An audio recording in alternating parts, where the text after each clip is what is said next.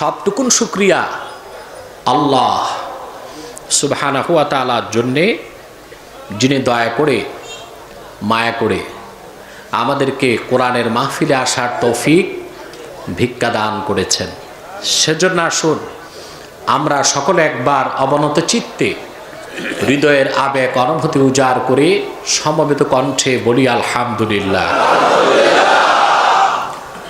অগণিত অসংখ্য দরুদ ও সালাম আল্লাহর সৃষ্টির প্রধান আকর্ষণ, বিশ্ব সভার সভাপতি, সকল নবী রাসূলগণের মাথার তাজ, শামসুল হিদায়াত, বদরুদ্দুজা, সাইয়্যিদুস সাকালাইন, ইমামুল মুরসালিন, খাতামুন নবিয়্যিন ওয়াল মুরসালিন, আফতাবে নবুওয়াত, শাহানশাহে রিসালাত, সরকারে দো জাহাঁ, সুলতানুল মদিনা, নবিয়ুল আম্বিয়া, হুজুরে আকরম, নূরে মুজাসসাম, নূরুন আলা নূর, সাইয়্যিদিনা হাবিবিনা শফিঈনা মাওলানা মুহাম্মদ সাল্লাল্লাহু আলাইহি ওয়াসাল্লামার উপর আল্লাহ জাল্লা যিকরু, যাকে আজ থেকে ১,৫০০ বছর আগে প্রেরণ করেছেন সর্বশ্রেষ্ঠ সর্বশেষ নবী ও রাসূল হিসেবে, যার পরে আজ পর্যন্ত পৃথিবীতে অবশ্যই কোনো প্রকার নবী কিংবা রাসূল অবশ্যই আসে নাই, অবশ্যই এখনো নাই, অবশ্যই কিয়ামত পর্যন্ত আসবে না। সম্মানিত সুধী, আপনার দীর্ঘক্ষণ আপনাদেরই এলাকার পরিচিত ব্যক্তিত্ব মাওলানা আব্দুল আজিজ আল হাবিবির মুখে সুন্দর কথা শুনেছেন, আলহামদুলিল্লাহ। আবার আমার পরেও আছে আপনাদের আকর্ষণীয় আলোচক। আমি নিজেই সময়টি আগে নিয়েছি, কথা বুঝতে পেরেছেন? কারণ এখন কয়েক বছর যাবৎ আমি খুব বেশি রাতে প্রোগ্রাম করি না, ফার্স্ট নাইটে প্রোগ্রাম করে বিদায় নেবার চেষ্টা করি, কথা বুঝতে পেরেছেন? দিনে মাহফিলে আসরের আগে চলে যাই, রাতের মাহফিল রাত ১২টার আগে বিদায় নেই, সেজন্য আমাকে আগে বসতে হয়েছে। দীর্ঘক্ষণ বক্তব্য শুনেছেন। কোরআন সুন্নাহ ভিত্তিক প্রতিটি কথা আমাদের হৃদয়ের পাতায় আল্লাহ পাক স্থায়ী করে দিক। আর কোনো ঐচ্ছিক বা অনৈচ্ছিক ভুল কোনো বক্তব্য হয়ে থাকলে আল্লাহ পাক যেন দয়া করে স্মৃতির পাতা থেকে তা মুছে দেন, বলুন আল্লাহুম্মা আমিন। সম্মানিত সুধী, আপনারাও আজ মাহফিলে আসেন কিছু শিখার জন্য, ঠিক কিনা? আমরা ঘন্টার পর ঘন্টা কথা শুনি, কিন্তু খুব কম কথাই বাড়ি নিয়ে যেতে পারি, ঠিক কিনা? কিন্তু কথা যখন কোরআন থেকে হবে তো প্রতিটি কথাকে আল্লাহ পাক হৃদয়ে গেঁথে দেন, সুবহানাল্লাহ। প্রতিটি মানুষ ঘন্টার পর ঘন্টা বক্তব্য শুনে মাহফিলে, কিন্তু কি মেসেজ নিয়ে বাড়ি যায় তা সে নিজেও জানে না, ঠিক কিনা? কিছু একটা মেসেজ নিয়ে যেন বাড়ি যেতে পারেন এই কোরআনের মাহফিল থেকে, সেই লক্ষ্যে আমি আপনাদের সামনে কোরআন কারীম থেকে সূরা আত-তিন তেলাওয়াত করেছি। ক্রমাগত ৭ দিন আলোচনা করলেও সূরা ৩-এর ব্যাখ্যা শেষ করা যাবে না। তবে খুব কম সময়ে সহজ ভাষায় আমি নির্ভরযোগ্য মুফাসসির ও মুহাদ্দিসগণের দৃষ্টিকোণ থেকে এই সূরাটির সাবস্ট্যান্স, সার অংশ আপনাদের সামনে তুলে ধরার চেষ্টা করব, যদি আমার মালিক আমাকে তৌফিক ভিক্ষা দান করেন, বলুন আল্লাহুম্মা আমিন। ভূমিকাতে আমি একটি কথাই বলবো, আপনারা যারা এসেছেন সর্বশ্রেষ্ঠ মাস রবিউল আউয়াল মাসের একটি মহান রাতে, সুবহানাল্লাহ বলুন, ঠিক কিনা? আর এসেছেন কোন ব্যক্তিকে কেন্দ্র করে নয়, শুধু আল্লাহর কোরআন শুনতে। এ কথায় সন্দেহ আছে? আমি তো সাড়া পেলাম না, একটু বড় গলায় বলেন, ঠিক কিনা? কোরআনকে যারা ভালোবাসে, কোরআন চর্চা করে, কোরআনের সাথে সম্পর্ক করে, কোরআনের জন্য সংগ্রাম করে, কোরআন ভিত্তিক জীবন গঠন করে, আল্লাহর কাছে তাদের পুরস্কার একটাই, আজরুন আযীম। এত বড় পুরস্কার যা ভাষায় প্রকাশ করার মতো কোনো শব্দ আমার কাছে নেই, সুবহানাল্লাহ বলে। আমার প্রিয় রাসূল ইরশাদ করেছেন, মান ক্বারাআল কুরআনা ফাস্তাযহারাহু ফাআহাল্লা হালালাহু ওয়া হাররামা হারামাহু আদখালাহুল্লাহু বিহিল জান্নাহ ওয়া শাফাহু মিন আশারাতি মিন আহলি বাইতিহি। রাসূলুল্লাহ বলেছেন, যে ব্যক্তি কোরআন পড়ল, কোরআনকে বুঝল, কোরআন ভিত্তিক জীবন গঠন করল, কোরআনের হালালকে হালাল হিসেবে গ্রহণ করল, হারামকে হারাম হিসেবে বর্জন করল, আল্লাহ পাক আমার উম্মতকে বিনা আযাবে ও হিসাবে জান্নাত দিয়ে দিবে। ওয়াশাফাহু মিন আশারাতি মিন আহলি বাইতিহি, আল্লাহ তাকে ক্ষমতা দিবেন ওই ব্যক্তি তার বংশের 10 জন জাহান্নামীকে জাহান্নাম থেকে বেল কেটে সুপারিশ করে আল্লাহর জান্নাতে পাঠায় দেবেন। সুবহানাল্লাহ। এই সৌভাগ্যটা আমরাও পেতে পারি? কথা বলে না। যেহেতু আজকে আমাদের সংগ্রাম কোরআনের সংগ্রাম, আমাদের চর্চা কোরআনের চর্চা, ঠিক কিনা বলেন? আল্লাহ কবুল করুক, মঞ্জুর করুক, বলুন আল্লাহুম্মা আমিন। এই বিশাল মাজমা, এই ময়দান আশপাশ জনগণ ধারণ করতে পারছে না, ঠিক কিনা? আলহামদুলিল্লাহ বলে। আমার মনে হয় কামরুলকে সামনে আরো বড় ময়দান খুঁজতে হবে, ঠিক কিনা? আল্লাহ পাক সফলতা আরো বাড়িয়ে দিক, বলুন আল্লাহুম্মা আমিন। আপনারা যে এসেছেন, বসেছেন, এতে খুশি আছেন? আমরা খুশি, আমাদের মাবুদ খুশি, মাখলুকাত খুশি, কুল কায়নাত খুশি, সৃষ্টিকুল খুশি, ফেরেশতাকুল খুশি, সব খুশি, শুধু বেজার শয়তান বেজার, তার চেলাচামুন্ডারও বেজার। শয়তানের সব চেষ্টা ব্যর্থতায় পর্যবসিত হয়েছে। এখন একটি চেষ্টা বাকি আছে, কোন রকম মুনাজাতের আগে উঠানো যায় কিনা। আমরা যদি নেক নিয়ত করি, শয়তান আমাদের কাছে পরাস্ত হয়ে যাবে। আমরা কি নেক নিয়ত করে অভিশপ্ত শয়তানের নাপাক গালে একটা চপেটা ঘাত করতে পারি? তাহলে আমরা নিয়ত করছি কিছুক্ষণ পরে আজকের মুনাজাত করে গুলাব অফ করে নিষ্পাপ বেহেশতি আল্লাহ ওয়ালা হয়ে বাড়ি যেতে চাই। কারা কারা হাত তুলে রব্বুল আলামিনকে দেখিয়ে দিন।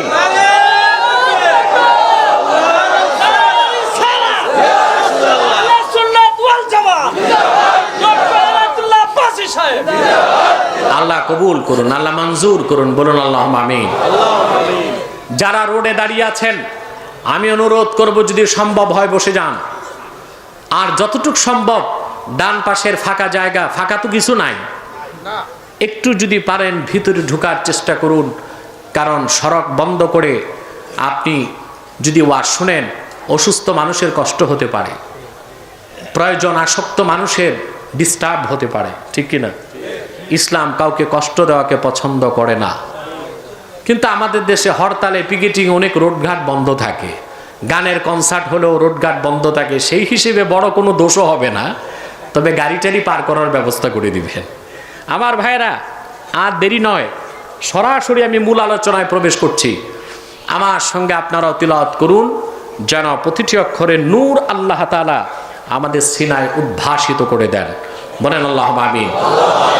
জবান খুলে পড়ুন, আউযু বিল্লাহি মিনাশ শাইতানির রাজীম, বিসমিল্লাহির রাহমানির রহিম, ওয়াত-তিনি ওয়াজ-যাইতুনি ওয়া তুরি সিনিন وهذا البلد الأمين لقد خلقنا الإنسان في أحسن تقويم ثم رددناه أسفل سافلين إلا الذين آمنوا وعملوا الصالحات فلهم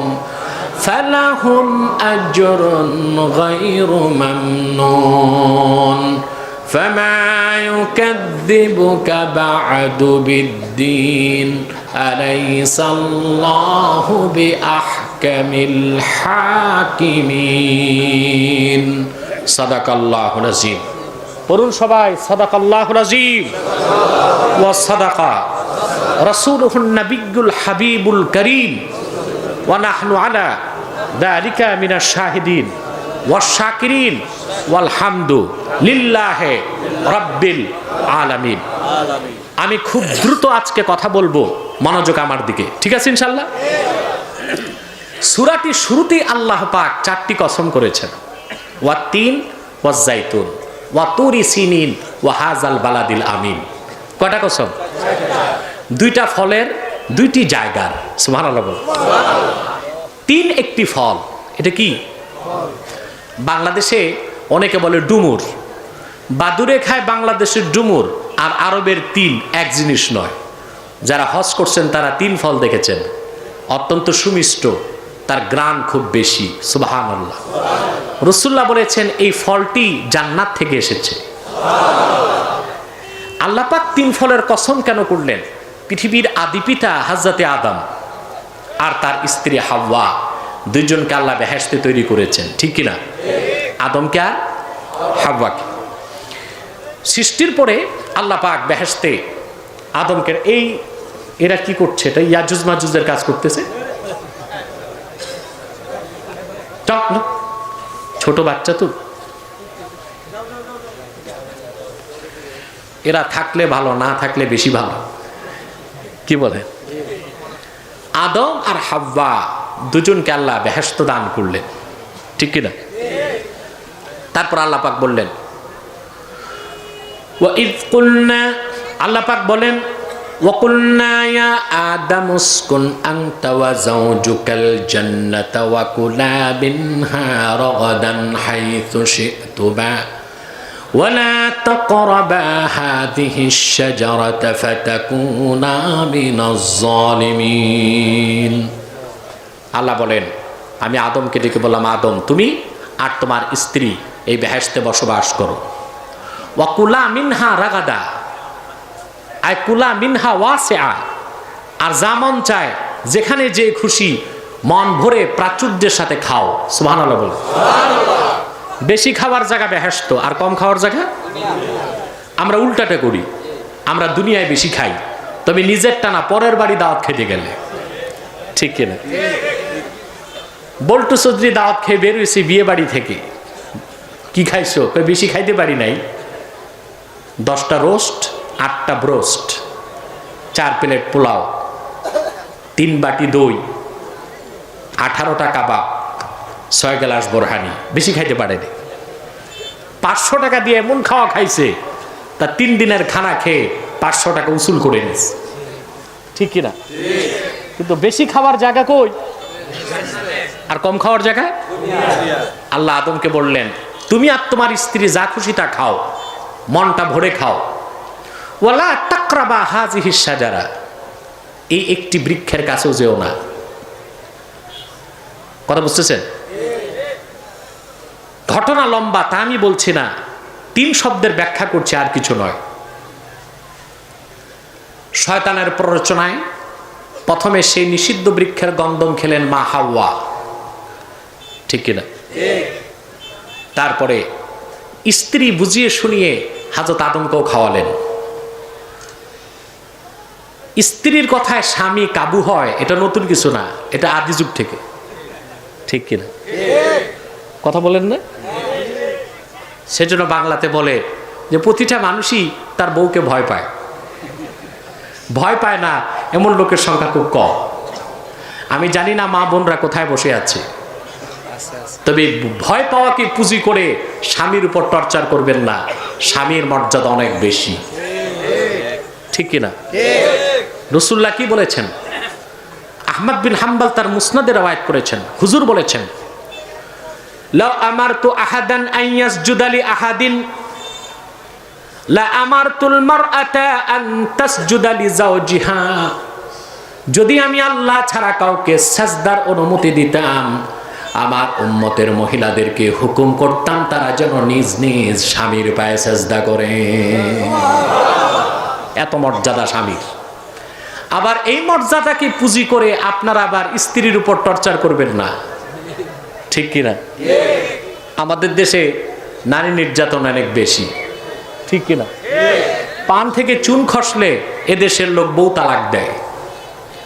তরকারিতে লবণ বেশি, ডালে লবণ কম, রাগের মাথায় স্ত্রীকে তালাক দেয়, একসাথে 3 গুলি, 1 2 3 শেষ।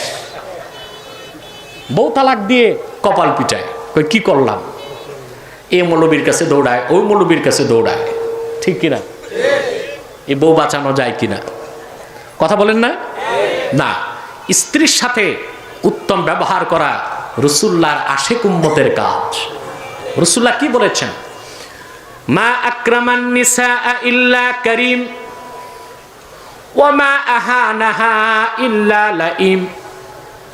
আমার উম্মতের মধ্যে যারা ভদ্র এবং চরিত্রবান, পরম সহিষ্ণু, তারা স্ত্রীকে মর্যাদা দেয়, আর যারা নিন্দিত এবং কমিনা, তারা স্ত্রীর সঙ্গে দুর্ব্যবহার করে, স্ত্রীকে অপমান করে। স্বামী হিসেবে আপনার কিছু হক আছে স্ত্রীর প্রতি, স্ত্রী হিসেবে স্বামীর উপর কিছু হক আছে স্ত্রীর। প্রত্যেকে যখন তার নিজ নিজ হক আদায় করবেন, আপনার সংসারটা সুখের সংসার হয়ে যাবে, ঠিক কিনা বলে? হবে কিনা? আমার ভাইয়েরা, যে কথা বলছিলাম, স্ত্রীর কাছে স্বামীরা অনেক সময় পরাজিত হয়। তার সূচনা আজকে নয়, সেই সূচনা লগ্ন থেকেই। হযরত হাওয়া আদমকে বুঝালেন, আদম আমি খাইছি, তুমি একটু খাও। আদম বললেন, আল্লাহ না কাছে যেতে নিষেধ করছে। হাওয়া বললেন, তো তোমারে কাছে যেতে কে বলছে? আমি এনে দিব, তুমি খাও। কথা বলেন, আমি এনে দিব, তুমি খাবা, তোমার কাছে যাওয়ার দরকার নাই। তারপরে আদম খেলেন। তারপর কি হলো? সূরা তাওবাতে আল্লাহ রাব্বুল আলামিন বলেন, গন্ধম খাবার সঙ্গে সঙ্গে আল্লাহ পাক আদমের বেহেশতের পোশাক কেড়ে নিলেন, হযরত হাওয়ার বেহেশতের পোশাক কেড়ে নিলেন, তারা জান্নাত উলঙ্গ হয়ে গেলেন। বিব্রতকর অবস্থায় হযরত আদম আর হাওয়া নিজেদের শরীর ঢাকার জন্য আল্লাহর জান্নাতের 3 গাছের পাতা দিয়ে তাদের লজ্জা স্থান ঢাকলেন। কোন গাছের পাতা? আকাশের দরজা খুলে গেল। আদমকে আল্লাহ নামালেন শ্রীলঙ্কায়, হাওয়াকে নামালেন সৌদি আরবের জেদ্দায়। ঘটনা বলছি না, মূল কথাটা বলছি। দরজনা বেহেশত থেকে নিয়ে আসলেন কি? 3 গাছের পাতা। সুবহানাল্লাহ বলবেন। পৃথিবীর প্রথম মানব এবং মানবী যেই বৃক্ষের পাতা দিয়ে লজ্জা স্থান ঢাকলো, আল্লাহ পাক সূরা 3-এ সেই 3 ফলের কসম করলেন, বলেন সুবহানাল্লাহ। তারপর আল্লাহ বললেন জাইতুন। কসম 3-এর, কসম জাইতুনের। জাইতুন হলো যেটাকে আপনারা অলিভ বলেন, তবে আরবের জাইতুন আর বাংলাদেশের জলপাই এক জিনিস না, অনেক পার্থক্য আছে। এই জাইতুনের কসম আল্লাহ কেন করলেন? তৃতীয় কসম করলেন ওয়াতুরি সিনিন, সিনাই পর্বতের কসম। সুবহানাল্লাহ বলেন। নাম শুনছেন না? তুরি সিনিন। তুর কাকে বলে? আরবিতে পাহাড় 2 প্রকার। কয় প্রকার? 2 প্রকার। এক প্রকার যে আশজার, যেই পাহাড়ে গাছপালা থাকে তাকে আরবিতে বলা হয় তুর। আর যেই পাহাড়ে কোনো গাছপালা থাকে না, শুধু পাথর আর মাটি, তাকে আরবিতে বলা হয় জাবাল। কি বলা হয়? জাবাল। যে পাহাড়ে কোনো গাছপালা নাই ওটাকে কি বলে? জাবাল। আর যেই পাহাড়ে প্রচুর গাছপালা, লতা পাতা, তাকে বলা হয় তুর। সারাটি তুর পাহাড়ে জলপাই গাছ ভরা, সেজন্য আল্লাহ পাক জাইতুনের কসম করেছেন, তুর পাহাড়ের কসম করেছেন। তুরকে আল্লাহ সিনিন বলেছেন, সিনিন মানে বরকতময়। আরেক জায়গায় তিনি সাইনা বলেছেন। সূরা মুমিনুনে তিনি বলেন, ওয়াশাজারাতান তাখরুজু মিন তুরি সাইনা আতামবুতু বিদ্দুহনি ওয়াসিবগিল লিল আকিলিন। আর যে বৃক্ষ উৎপন্ন হয় তুর পাহাড়ে, যা মানুষের জন্য তেল হিসেবে মানুষ ব্যবহার করে এবং অত্যন্ত সুস্বাদু খাদ্য হিসেবে গ্রহণ করে, বলেন সুবহানাল্লাহ। তুর পাহাড়টা আরো 10টা পাহাড়ের মতো পাহাড়, এর মর্যাদা বাড়লো কেন? যা আল্লাহ কোরআনে কসম করছেন। প্রশ্ন আসে না? এই পাহাড় সেই পাহাড় যেখানে মূসা নবী আল্লাহর নূর দেখতে পেয়েছিলেন এবং আল্লাহর সঙ্গে 40 দিন কথা বলেছেন, বলেন সুবহানাল্লাহ। আল্লাহ পাক সূরা তাহাতে সেই ঘটনা বলেন, হযরত মূসা কালিমুল্লাহ তার বাড়ি ছিল মিশর, শ্বশুর বাড়ি ছিল মাদিয়ান। কোথায় জানেন তো এটা? ওনার শ্বশুরের নাম ছিল শোয়েব, আল্লাহর নবী শোয়েব। শ্বশুর এক নবী, জামাই আর এক নবী। সুবহানাল্লাহ। তবে আশ্চর্যের কথা, তিনি শ্বশুর বাড়িতে বিয়ের পর 8 বছর ঘর জামাই ছিলেন। কয় বছর? শ্বশুরের কাছে থাকতেন। কয় বছর? 8 বছর তিনি শ্বশুরের তত্ত্বাবধানে ছিলেন। তবে আপনারা আবার ঘর জামাই হবেন না। আমাদের দেশে গোয়াল ঘরের বলদের মূল্য আছে, ঘর জামাইয়ের কোনো মূল্য নাই। ঠিক কিনা বলেন? আছে যুবকরা? আমি মনে হয় 2-1 ঘর জামাই আছে, রাগ করবেন না। আমার দেশে যুবকদেরকে বলি, তোমরা প্রয়োজনে রিক্সা চালাবা, ঘর জামাই হয়েও না। কারণ কথা আছে, শ্বশুর বাড়ি রসের হাড়ি, 3 দিন পরে ঝাড়ুর বাড়ি। সোনারগাঁও এই কাজই করেন আপনারা না? ঝাড়ু দিয়ে জামাই মারেন। কিন্তু মুসা ছিলেন নবী, শোয়েব ছিলেন নবী। সুবহানাল্লাহ। ওনাদের জামাই শ্বশুরের সম্পর্কটাই ছিল ভিন্ন। 8 বছর পর স্ত্রী নিয়ে তিনি মিশরে ঢুকলেন, আর ওনার স্ত্রী সন্তান প্রসব করবে। তুর পাহাড়ের কাছে আসার পর প্রচন্ড শীত, নিকষ কালো রাত, বাচ্চা প্রসব হবে, আগুন তো দরকার আছে, দরকার আছে না? বাচ্চার জন্য, মায়ের জন্য, দেখার জন্য হযরত মুসা আগুন খুঁজতেছেন। হঠাৎ করে তুর পাহাড়ের দিকে তাকায় দেখেন আগুনের মতো কি যেন জ্বলছে। তিনি আগুনের কাছে পৌঁছলেন, আকাশ থেকে আওয়াজ আসলো, ফালাম্মা আতাহা নুদিয়া ইয়া মুসা ইন্নী আনাল্লাহ লা ইলাহা ইল্লা আনা ফা'বুদনি ওয়া আকিমিস সালাতা লিযিকরি। আওয়াজ আসলো আল্লাহর পক্ষ থেকে, মুসা মুসা ইন্নাকা বিল ওয়াদিল মুকাদ্দাসি তুয়া, তুমি পবিত্র উপত্যকায় দাঁড়িয়ে আছো। ফাসতামি লিমা ইউহা, কি বলি মনোযোগ দিয়ে শোনো। ইন্নানি আনাল্লাহ, আমি হলাম আল্লাহ। লা ইলাহা ইল্লা আনা, আমি ছাড়া কোনো মাবুদ নাই। ফা'বুদনি ওয়া আকিমিস সালাতা লিযিকরি, আমার ইবাদত করো আর আমার জিকির হিসেবে নামাজ পড়ো। বলেন সুবহানাল্লাহ। শুরু হলো ওহী। এই ওহী চলল ক্রমাগত 40 দিন। সুবহানাল্লাহ বলেন। যতবার ওহী আসতো মুসা নবী তুর পাহাড়ে যেতেন। সুবহানাল্লাহ। আবার নূর নবী সম্মান কি জানেন? একটু সামনেই আসতেছেন বলবো। হযরত মুসা কালিমুল্লাহ তিনি তুর পাহাড়ে আল্লাহর সঙ্গে কথা বললেন, আল্লাহ নূরের তাজাল্লি দেখলেন। সেজন্য আল্লাহ পাক তুর পাহাড়কে বরকতময় পাহাড় বলেছেন। বলেন সুবহানাল্লাহ।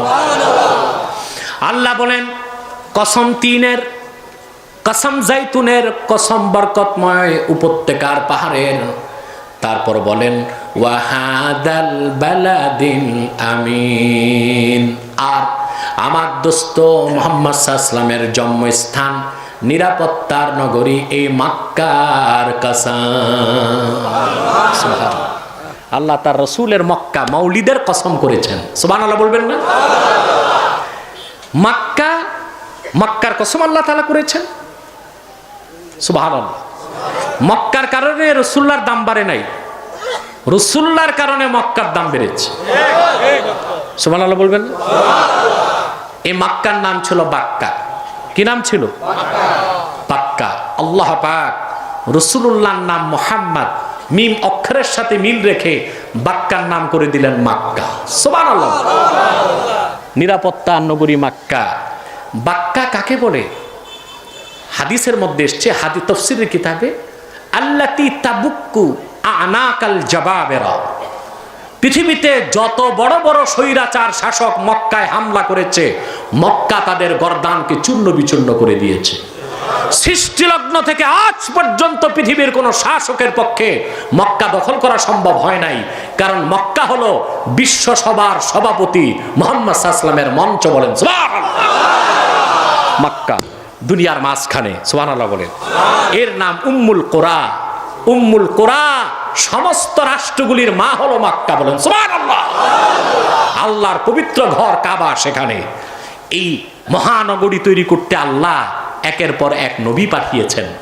হযরত আদম লানলেন শ্রীলঙ্কায়, তারে আল্লাহ নিয়ে গেলেন আরাফাতে, আরাফাত থেকে নিয়ে গেলেন কাবা ঘরে, সেখানে কাবা ঘর আল্লাহ নির্মাণ করালেন। সুবহানাল্লাহ। নুরউদ্দিন হালাবি সিরাতে হালাবিয়াতে লেখেন, যত পয়গম্বর দ্বীনের দাওয়াত দিয়েছেন পূর্বে, সফল যারা হতে পারেন নাই তাদের কওমকে আল্লাহ ধ্বংস করে দিয়েছেন। পূর্বের নবীগণ শেষ আশ্রয় নিয়েছে আল্লাহর ঘর কাবায় এসে। সেই জন্য নুরউদ্দিন হালাবি বলেন, শুধুমাত্র কাবার চারপাশে যেখানে আমরা তোয়াফ করি সেখানে একজন দুইজন নয়, 99 জন পয়গম্বরের কবর আছে। কয়জন? 99। এই যে মাতাফ, যেখানে আমরা তোয়াফ করি, মাতাফ তোয়াফ করেন না, এই মাতাফের নিচে একজন দুইজন নয়, 99 জন পয়গম্বরের কবর। বলেন সুবহানাল্লাহ। আরো আশ্চর্য হবেন, হযরত ইসমাইলের রওজা হাজরে আসওয়াদের নিচে। কোথায়? হাজরে আসওয়াদের নিচে হযরত ইসমাইলের রওজা। তথ্যটা কি? সিরাতে হালাবিয়া আল্লামা নুরউদ্দিন হালাবি তার এই সিরাতের কিতাবের মধ্যে কথাগুলোকে উল্লেখ করেছেন। বলেন সুবহানাল্লাহ। আমার ভাইরা, তাহলে মক্কা হলো নিরাপত্তার নগরী। নিরাপত্তা দেওয়ার মালিককে আল্লাহ। দুনিয়ার কোন নগরীকে আল্লাহ নিরাপত্তার নগরী বলেন নাই। পূর্বের নবীরা যে শহরগুলোতে আসতেন ওগুলোতে ধ্বংস হয়েছে, আঘাত হয়েছে, হয়েছে কিনা? কথা বলে না। হামলা হয়েছে, সন্ত্রাস হয়েছে, রক্তপাত ঘটেছে। মক্কার ইতিহাসে মক্কা মুকাররমার ভিতরে কোন স্বৈরাচার, কোন শাসক, কোন অত্যাচারী ঢুকতে পারে না। ঢুকতে চেয়েছিল আব্রাহা, আল্লাহ কি করছেন? সুবহানাল্লাহ, সুবহানাল্লাহ। আল্লাহ রাব্বুল আলামিন বলেন, মক্কার কাবা ঘরকে ধ্বংসের জন্য ইয়ামানের শাসক আব্রাহা যখন হস্তি বাহিনী নিয়ে মক্কার দিকে আসলো, মক্কা থেকে 3 কিলোমিটার দূরে ওয়াদিয়ে মুহাসসার নামক এলাকায় যাওয়ার পরই আল্লাহ পাক এমন জঙ্গি বিমান পাঠায় দিলেন যেটা চলতে কোনো তেল পানি লাগে না।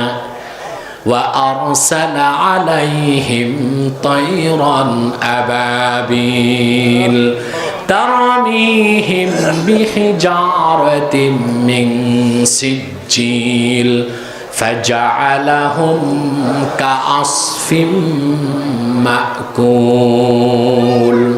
আল্লাহ পাঠালেন আবাবিল। কি পাখি? ওই পাখির নাম আবাবিল, তাই তো? না, এটা ভুল তাফসীর। আবাবিল পাখির নাম না। আবাবিল আরবিতে বলা হয় মুস্তামিআত। মুস্তামিআত পাখিগুলো এসেছে ঝাঁকে ঝাঁকে, এটাকে বলা হয় আবাবিল। কি বলা হয়? আবাবিল। আরবিতে ঝাঁকে ঝাঁকে কি বলা হয়? আবাবিল। এই পাখিগুলো আসলো আর 3টি করে পাথর সঙ্গে নিয়ে আসলো, তাদের উপর আসলো, পাথর বর্ষণ করলো। এক একটি পাথর ছিল এক একটি ডালের সমান, ডালের দানার সমান। এই এক একটি আঘাতে আব্রাহা তার সৈন্যদের মাথা ছিদ্র হয়ে, হাতির গা ছিদ্র হয়ে মাটির নিচে চলে গেছে পাথরগুলো। আল্লাহ পাক বলেন তাদের অবস্থা কি হলো? কাসফিম মাকুল, চর্বিত চর্বণ। চর্বিত চর্বণ তাফসীরের কিতাবে এসেছে আসফিম মাকুল বলা হয় ইদা আকালাহু দুধ। কীড়া পোকা যখন পাতা খায়, বুঝেন না? আম পাতা, জাম পাতা, কলা পাতা, তারপরে লেবু পাতা, সব খাবার পর ওটার পিছন দিক দিয়ে যাইটা বাইর হয়, আউটপুট। আপনি আলাদা করতে পারবেন কোনটা আম পাতা, জাম পাতা? আল্লাহ পাক যখন পাখি প্রেরণ করলেন, আব্রাহা হস্তি বাহিনী আর হাতি মাটির সাথে মিশে একাকার হয়ে গেল। কোনটা মানুষ, কোনটা হাতি, কোনটা মাটি, তা পার্থক্যের কোনো উপায় রইল না। বলেন সুবহানাল্লাহ।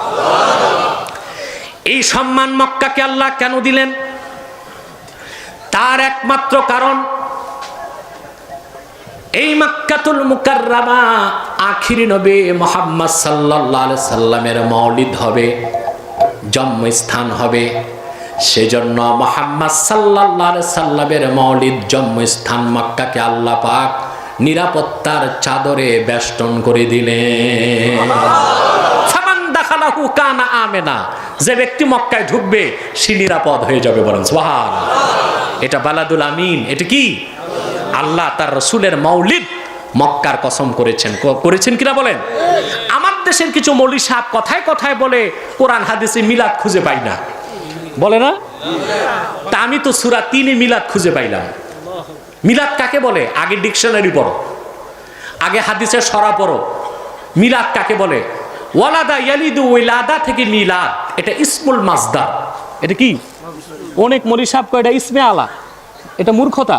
এটা হলো ইসমুল মাসদার। মিলাদ কাকে বলে? ওয়াক্তুল ওয়ালাদা, বায়ানুল মৌলিদ, ব্যক্তির জন্মস্থান, জন্মকালীন ঘটনা বা বৃত্তান্তকে বলা হয় মিলাদ। আল্লাহর আখিরি নবী মুহাম্মদ সাল্লাল্লাহু আলাইহি সাল্লামের মওলিদ, মক্কাতুল মুকাররমার আলোচনা। রাসূলুল্লাহ ১৫০০ বছর আগে তাশরিফ নিয়ে এসেছেন, ওই সময়কার আলোচনাকেই বলা হয় মিলাদুন নবী। তা কোরআনেও আছে, তা হাদিসেও আছে। খুঁজে পাও না মৌলী সাহেব, তার একটাই কারণ, চোখে তো কাঠের চশমা। চোখে কি? আমার দুঃখ লাগে, রবিউল আউয়াল মাস আসলে মৌলী সাহেবগুলোর গায়ে আগুন জ্বলে উঠে, বলে এই ঈদ কোন ঈদ, বলে না? আবার অনেকে কটাক্ষ করে বলে যারা মিলাদুন নবী পালন করে তারা আবুল আহাবের উত্তরসূরি।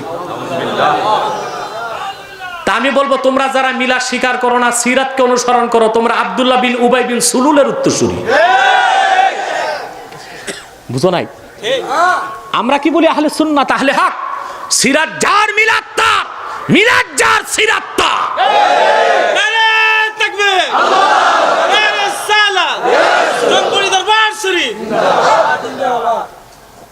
আমার ভাইরা, সিরাত হলো অনুসরণের বিষয়। রাসূলুল্লাহর সিরাতকে মেনেই তো আমরা নামাজ পড়ি, রোজা রাখি, হজ করি, যাকাত দেই, দাড়ি রাখছি, টুপি লাগাই, জুব্বা পরি। আমরা কি সিরাত বাদ দিয়ে মিলাদ পড়ি? সাথে মিলাদ পড়ি, কারণ সিরাতে শুরুই মিলাদ দিয়ে। মিলাদ বাদ দিয়ে সিরাত কেমনে হবে? কথা বলে না। সিরাত হলো জীবন চরিত। আমার জীবনে যদি লিখতে যান, প্রথম কি লিখবেন? আমি পড়াশোনা করছি না আমি জন্ম নিয়েছি? কথা বলে না। আমার জন্মের তারিখ, আমার জন্মের জায়গা, আমার জন্মের সন, আমার জন্মের সময়, আগে পরে কি ঘটছে আপনি জন্ম বৃত্তান্ত দিবেন। তারপর দিবেন আমার শিশুকাল, তারপর আমার বাল্যকাল, তারপর আমার যৌবনকাল, তারপর আমার পড়াশোনা, তারপর আমার বৃদ্ধকাল, তারপর আমার বিদায়ের বেলা। তো সিরাতে শুরু হয় কি দিয়ে? মিলাদ বাদ দিলে সিরাত কিভাবে আপনি আলোচনা করবেন? সিরাতের শুরুই হবে মিলাদ দিয়ে। অতএব যারা রাসূলুল্লাহর মিলাদুন নবীকে বিশ্বাস করবে না তারাও মুসলমান হতে পারবে না, যারা রাসূলুল্লাহর সিরাতকে বিশ্বাস করবে না তারাও মুসলমান হতে পারবে না। আল্লাহু আকবার, আলাই রিসালাত, ইয়া রাসূলুল্লাহ, আল কোরআনের আলো করে করে যাও। আমার ভাইরা, তোমরা যারা বলো যারা মিলাদ পড়ি আবুল আহাবের উত্তরসূরি, আমি বলবো আবুল আহাব তো বেহেশতে যেতে পারে নাই, ঈমান আনে নাই। আমরা যারা মিলাদ পড়ি আমরা কি বেঈমান নাকি? না, ঈমান আনছি। কিন্তু মৌলবী তোমাদের জানা নাই, ঈমান না এনেও কট্টর কাফের আবুল আহাব রাসূলুল্লাহর মিলাদে খুশি হবার কারণে সে কবরে বেনিফিটেড। সুবহানাল্লাহ বলবেন। সহিহ আল বুখারী কিতাবুন নিকাহ 764 পৃষ্ঠায় হাদিস এসেছে, তালিকান মুআল্লাক হাদিস।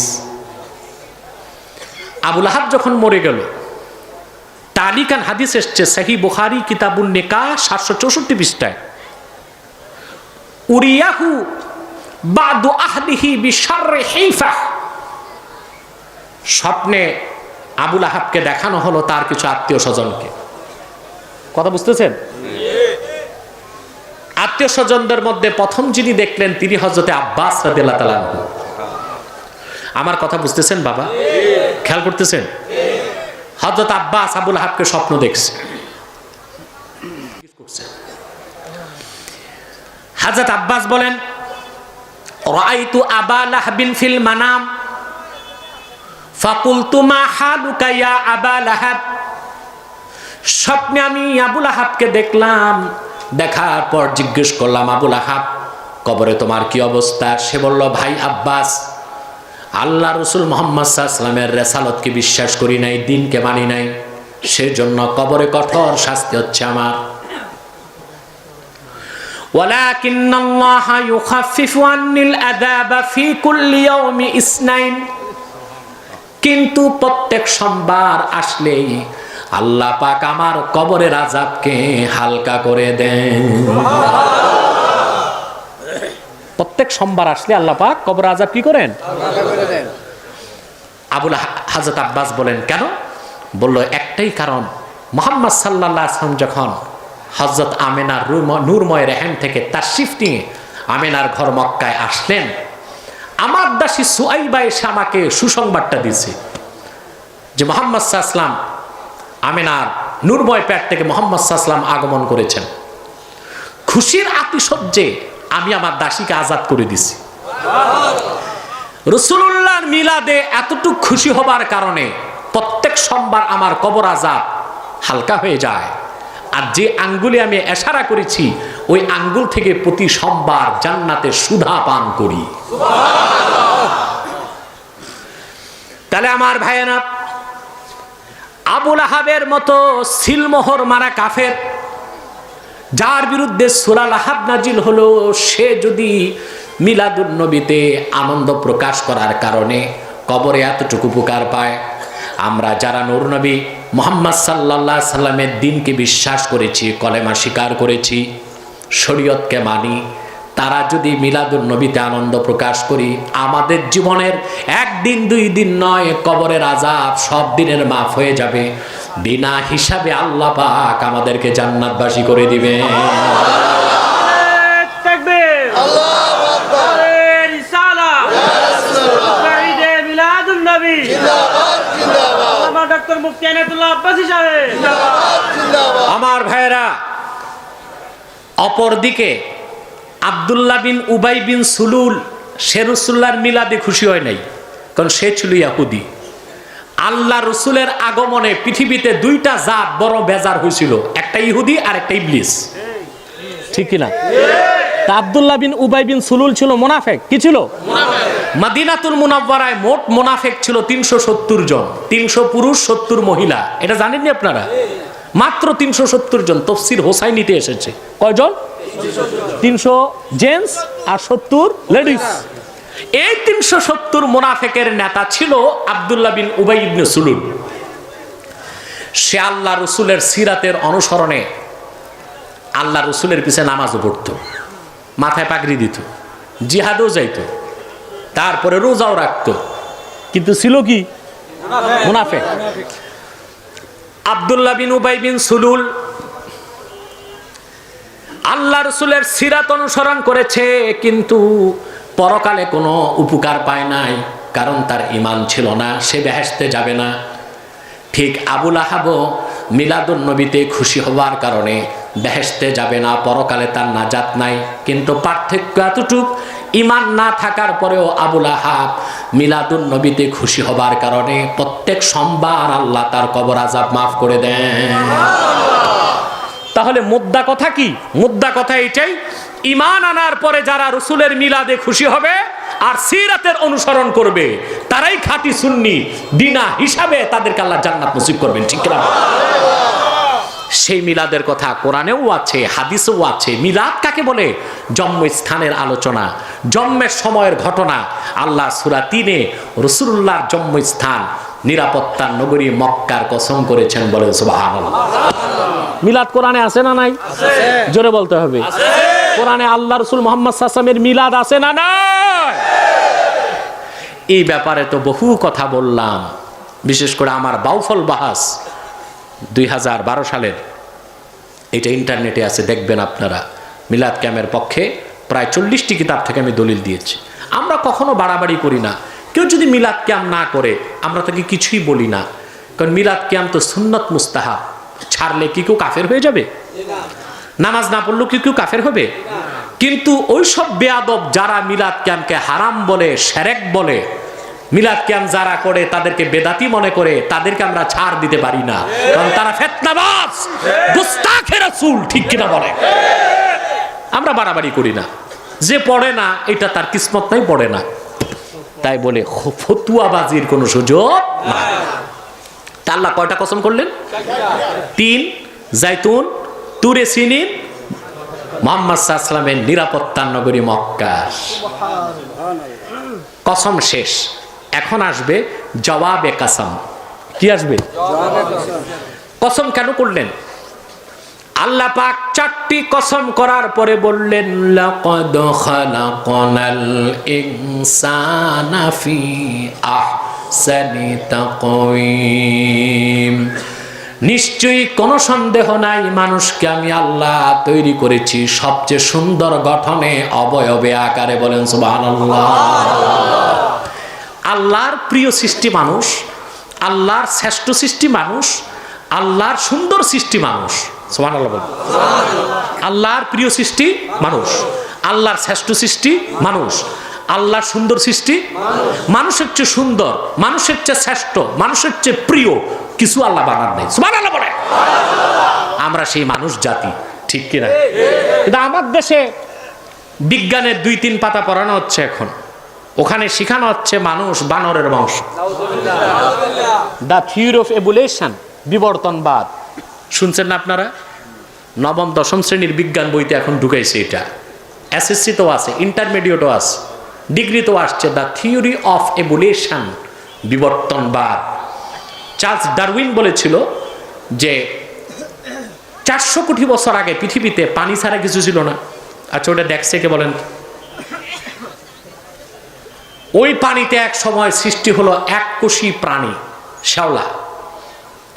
শ্যাওলা বড় হয়ে এক সময় হলো কীট, কীট হলো ব্যাঙ, ব্যাঙ হইল বানর।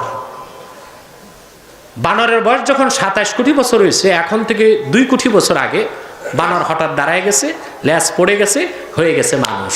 চিল্লা এখন নাউজুবিল্লাহ। তাহলে ডারউইন ও বিজ্ঞান মানুষকে নিল জঙ্গলে, আর ইসলাম বলতেছে মানুষের সৃষ্টি জান্নাতে। বুঝেন নাই কথা? আওয়াজটা ছোট হয়ে গেল। আমাদের বিজ্ঞান বই শিখাচ্ছে মানুষের সৃষ্টি জঙ্গলে, আর কোরআন বলতেছে মানুষের সৃষ্টি হলো জান্নাতে। মানুষের মর্যাদা দিয়েছে বিজ্ঞান না কোরআন? কে দিয়েছে? ওয়ালাকাদ কাররামনা বনি আদম। আল্লাহ পাক বলেন, গোটা সৃষ্টির মধ্যে আমি আদম সন্তানকে শ্রেষ্ঠত্ব দিয়েছি। কোরআন বলছে মানুষের সৃষ্টি জান্নাতে, আর সে আদমের সন্তান। আর কথিত বিজ্ঞান বলছে মানুষের সৃষ্টি জঙ্গলে, আর তার আদি পুরুষ হলো বানর।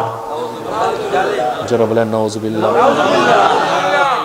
যে ছাত্রটা স্কুল পার হয়ে বিশ্ববিদ্যালয়ের বারান্দায় গেল আর শিখলো যে আমাদের পূর্বপুরুষ বানর, ওই ছেলেটা বড় হয়ে পরকাল বিশ্বাস করবে? কবর, হাসর, মিজানের পাল্লা?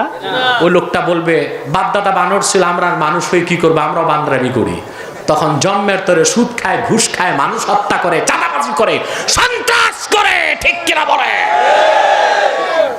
দেশ আজ নেশায় ভরে গেছে, সন্ত্রাসে ভরে গেছে, তার কারণ ওই অপশিক্ষা, ঠিক কিনা বলে? আল্লাহর কোরআনকে প্রাইমারি থেকে বিশ্ববিদ্যালয় পর্যন্ত বাধ্যতামূলক করো। কোরআন যখন কোরআনের ছোঁয়াতে আসবে, এই দেশের যুবকরা, যুবকের হাতে নেশা থাকবে না, হাতে তসবিহ থাকবে।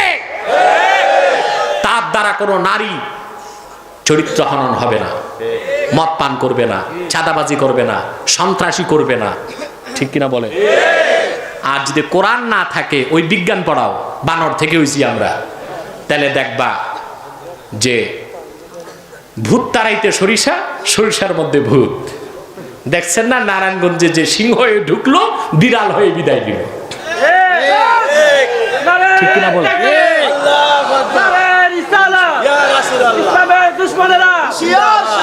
যে লোকটি গাজীপুরে মানুষকে অশান্তির আগুনে জ্বালিয়েছে।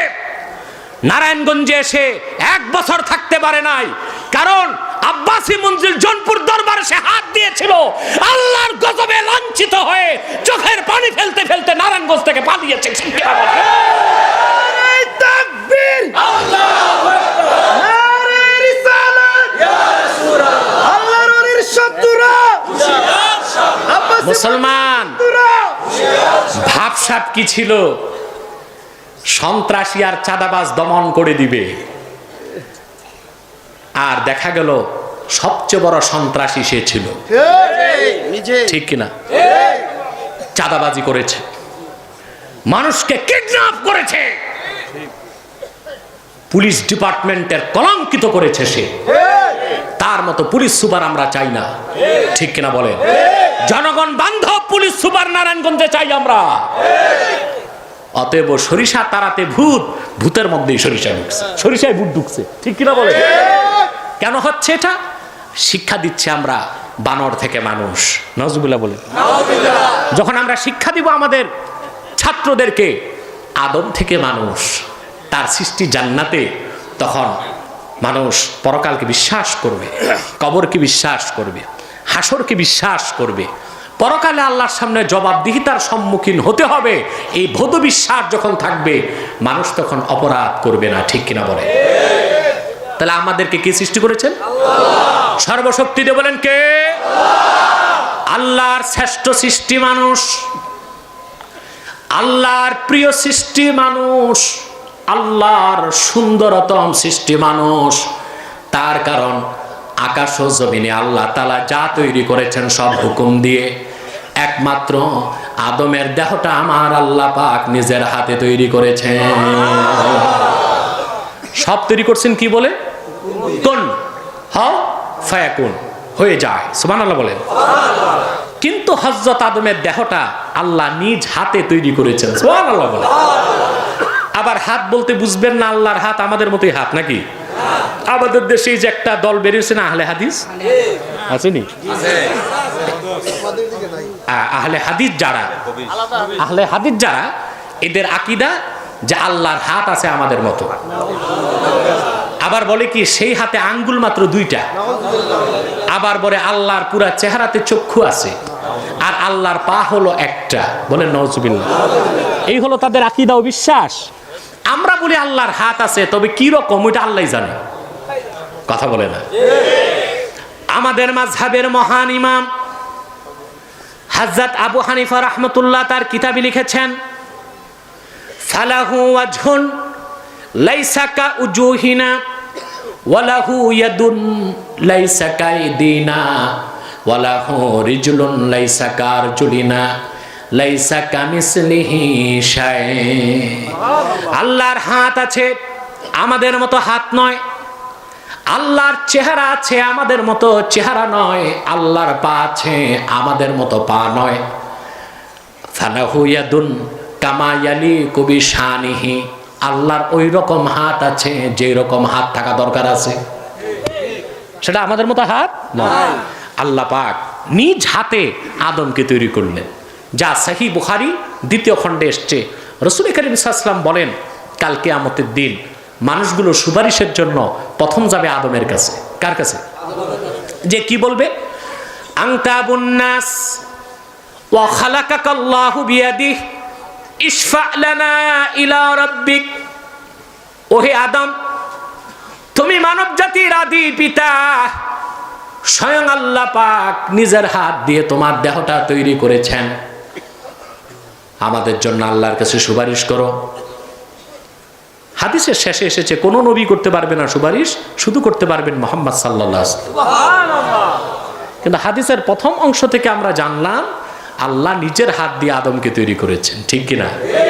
এই জন্য আদম এত সুন্দর, তার বংশধর এত সুন্দর। আদমের চেয়ে সুন্দর সৃষ্টি, মানুষের চেয়ে সুন্দর কোনো সৃষ্টি আল্লাহ বানান নাই। এর চেয়ে শ্রেষ্ঠ কিছু বানান নাই, এর চেয়ে প্রিয়তম কিছু বানান নাই। আমি যে আয়াতের ব্যাখ্যা করছি, এই আয়াতের ব্যাখ্যায় আল্লামা ইমাম ফখরুদ্দিন রাজি তাফসিরুল কবির 11তম খণ্ডে বলেন, বাগদাদের এক বাদশা, কথা খেয়াল করতেছেন, রাতের বেলায় স্ত্রী নিয়ে বাগানে হাঁটতেছে। পূর্ণিমার চাঁদের আলো স্ত্রীর চেহারাতে যখন পড়ল, আবেগ আপ্লুত বাদশা তার স্ত্রীকে আবেগে বলে ফেলল, লাউলাম তাকুনি আহসানা মিনাল কামার ফাআনতে কাজা। তুমি যদি চাঁদ থেকেও সুন্দরী না হও তো তুমি কিছু একটা বলছে, তালাক। কথা বুঝতে পারছো? আবেগে দিয়ে ফেলছে। আবেগের তালাক তালাক হবে না? কথা বলে। রাগের মাথায় তালাক দিলে তালাক হবে না? ফতুয়ার কিতাবে এসছে মদ খেয়ে তালাক দিলেও তালাক হবে, শুধু পাগলে তালাক দিলে তালাক হবে না। পাগলের শরীয়ত নেই। মদ খেয়েও যদি তালাক দিয়ে কি হবে? আবার কিছু মৌলী সাহেব বলেন যে না, রাগের মাথায় তালাক দিলে তালাক হয় না। এটা কেমন ফতুয়া? দুনিয়াতে কেউ মিষ্টি খাইয়া হাসতে হাসতে খুশি মনে বউ তালাক দিছে মনে একটা দেখছেন পাগল ছাগল? কথা বলেন না। রাগে তালাক দেয়? কথা বলে না। তালাক কি খুশি মনে দেয় না রাগে দেয়? কেমন রাগে তালাক দেয় দেখেন না? তালাক শুধু বউকে দেয় না, 14 গোষ্ঠীতে দেয়। তুই তালাক, তোর মায় তালাক, তোর নানিও তালাক। বলে কি না? তোমার বউকে তালাক দেওয়ার অথরিটি তোমার আছে, তার মায়েরে তার নানিরে তালাক দেওয়ার ক্ষমতা তোমার কে দিচ্ছে? রাগের মাথায় তালাক দিলেও তালাক হবে। কথা বুঝতে পারছেন? বাদশা শর্তযুক্ত তালাক দিয়েছে, এটাকে বলে তালাক বিশর্ত। শর্তযুক্ত তালাক, শর্ত পাইলে তালাক হবে। লাউলাম তাকুনি আহসানা মিনাল কামার ফাআনতে কাযা। চাঁদের চেয়ে সুন্দরী যদি না হও তুমি, তো তুমি এইটা। আবেগ যা থাকে মানুষের রাতের বেলা, বুঝলেন? ভাসর রাতে দেখেন না মানুষ কত কথা বলে স্ত্রীকে, তোমারে সোনার চামচে রূপার বাটিতে দুধ ভাত খাও, পরে দেখা যায় মাছ ভাতও নাই। কথা বলে না? তারপরে তোমারে দিব বেনারসি শাড়ি, আনারসি লেহেঙ্গা, বলতে কত কথা বলে। একদিকে সূর্য উদিত হয়, আরেক দিকে বিবেক জাগ্রত হয়, সব শেষ। রাতে যা বলছে স্বপ্নে গেছে। আমার দৃষ্টিতে স্ত্রীকে ততটুক কমিটমেন্ট করা উচিত যতটুক পারবেন, নাকি? কথা বলে না। আর আল্লাহর হস্তে মোহরটা দিয়ে দিবেন, যা বলবেন তা। আমাদের মা বোনরা মোহর পায় না। চৌধুরী সাহেবের ছেলে বিয়ের দিন মোহর লেখতে লেখে খুব বড় 30,30,333 টাকা 33 পয়সা, সব বাকি। সব কি কবরে যাওয়ার আগ পর্যন্ত আর মোহর পুরা করতে পারে না। পারে? রাসূলুল্লাহর হাদিস বুলুগুল মারামে এসেছে, তানবিহুল গাফিলিনে। আবার প্রিয় রাসূল বলেছেন, যে ব্যক্তি পারতপক্ষে স্ত্রীর মোহর আদায় করবে না, কাল হাসর ময়দানে জেনাকারদের কাতারে তাকে দাঁড়াতে হবে। মোহর দিবেন? কথা বলেন। যৌতুক নিবেন না, যৌতুক হারাম। যৌতুক কি? মোহরের কথায় মুরব্বি চলে যায় কেন?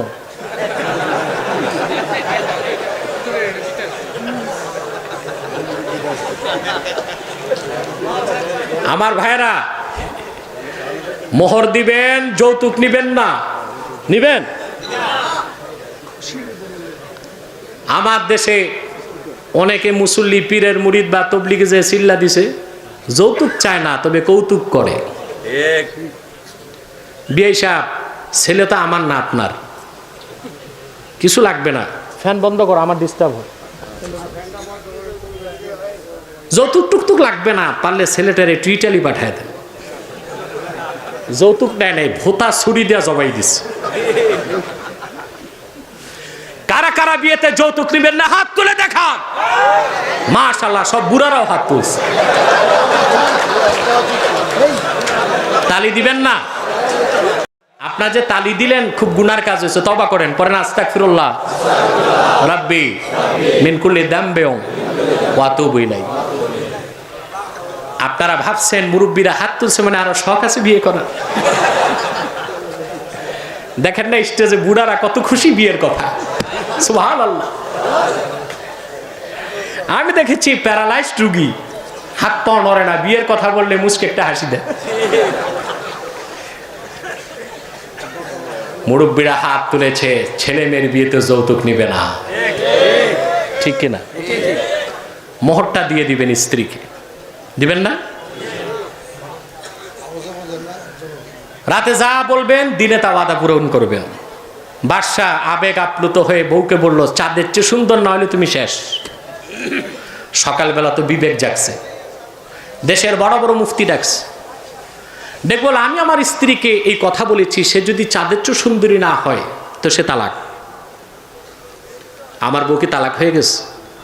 দেশের সমস্ত আলেমরা বলল, জি, আপনার স্ত্রী যত সুন্দর হোক চাঁদের চেয়ে সুন্দর হতে পারে না, বউ তালাক।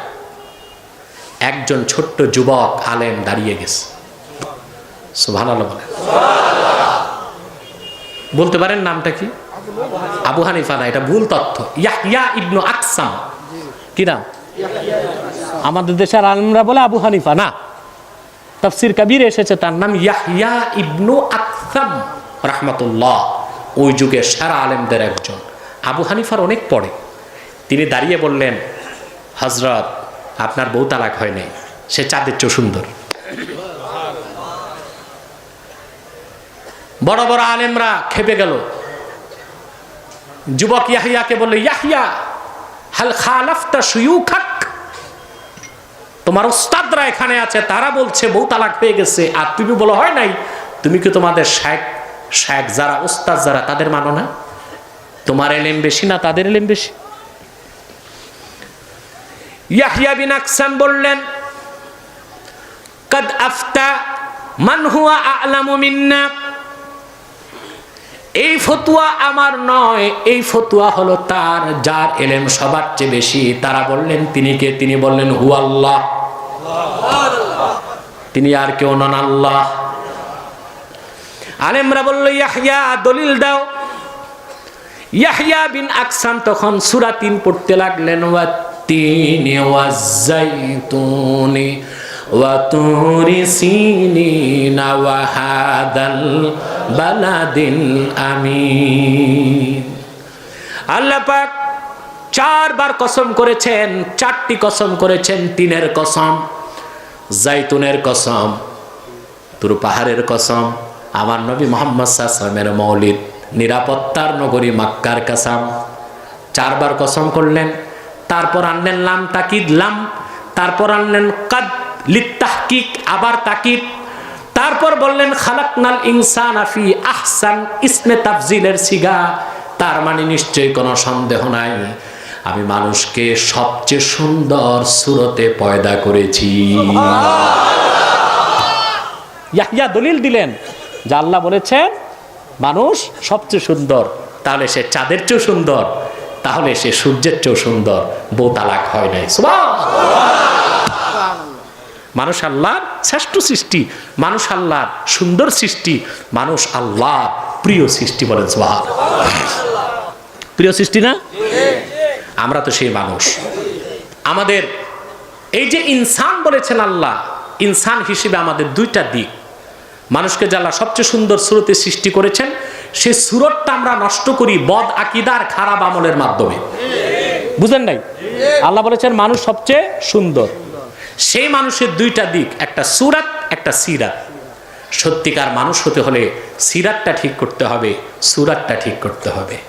সিরাত ঠিক হবে ঈমান আর আকীদা দিয়ে, সুরত ঠিক করতে হবে নেক আমলের মাধ্যমে। আপনাদের অনেকে সুরত ঠিক নাই, যারা দাড়িগুলো কামাইয়া ফেতরা দিছেন। ঠিক কথা বলে না? দাবি করে সুন্নি মুসলমান, এক ওয়াক্ত নামাজ নাই, মুখে নাই দাড়ি। এটা কি আসল সুন্নি না ফরমালিন যুক্ত সুন্নি? কথা বলেন, ফরমালিন যুক্ত না? আমরা কি ফরমালিন যুক্ত সুন্নি হব না আসল সুন্নি? তাহলে আমাদের নামাজের সাথে, ঈমান আকীদার সাথে দাড়িটা রাখার চেষ্টা করতে হবে, ঠিক কিনা বলে? একজন মুসলমানের প্রধান সিগনিফিকেশন হলো তার দাড়ি।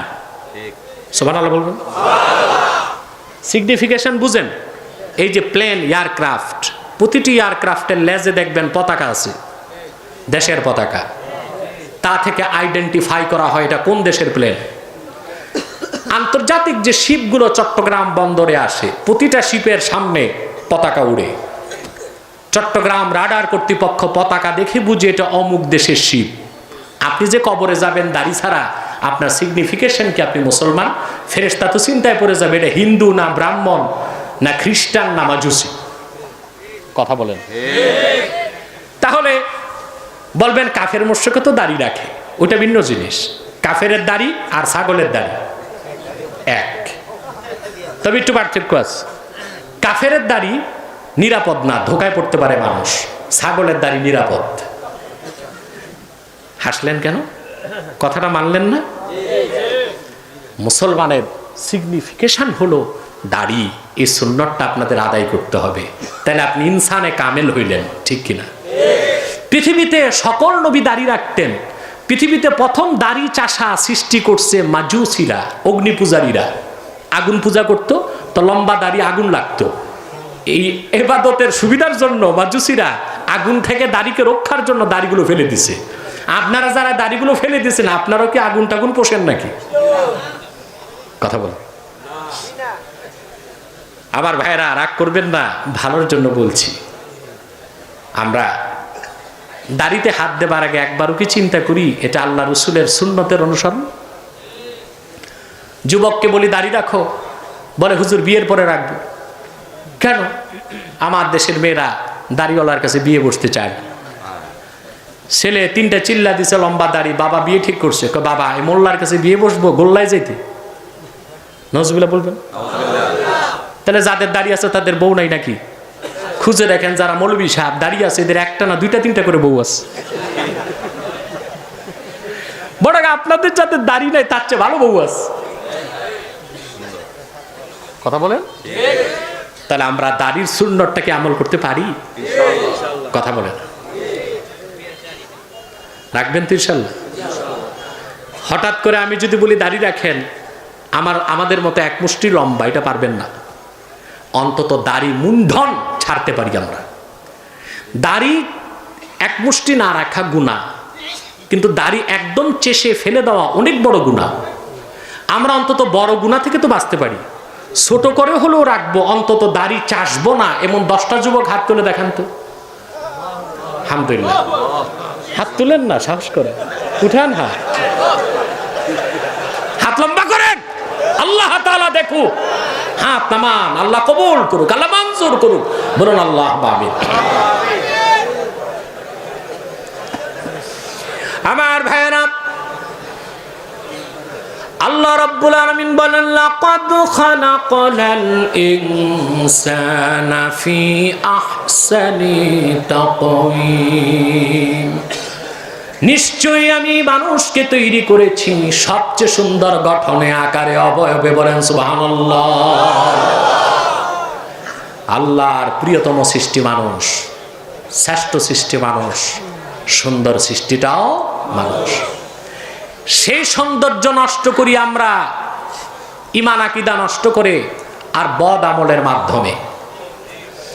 আমাদের একজন ঊর্ধ্বতন শেখ ছিলেন শাহ আব্দুল আজিজ মুহাদ্দিস দেহলভী রহমতুল্লাহ, নাম শুনেছেন?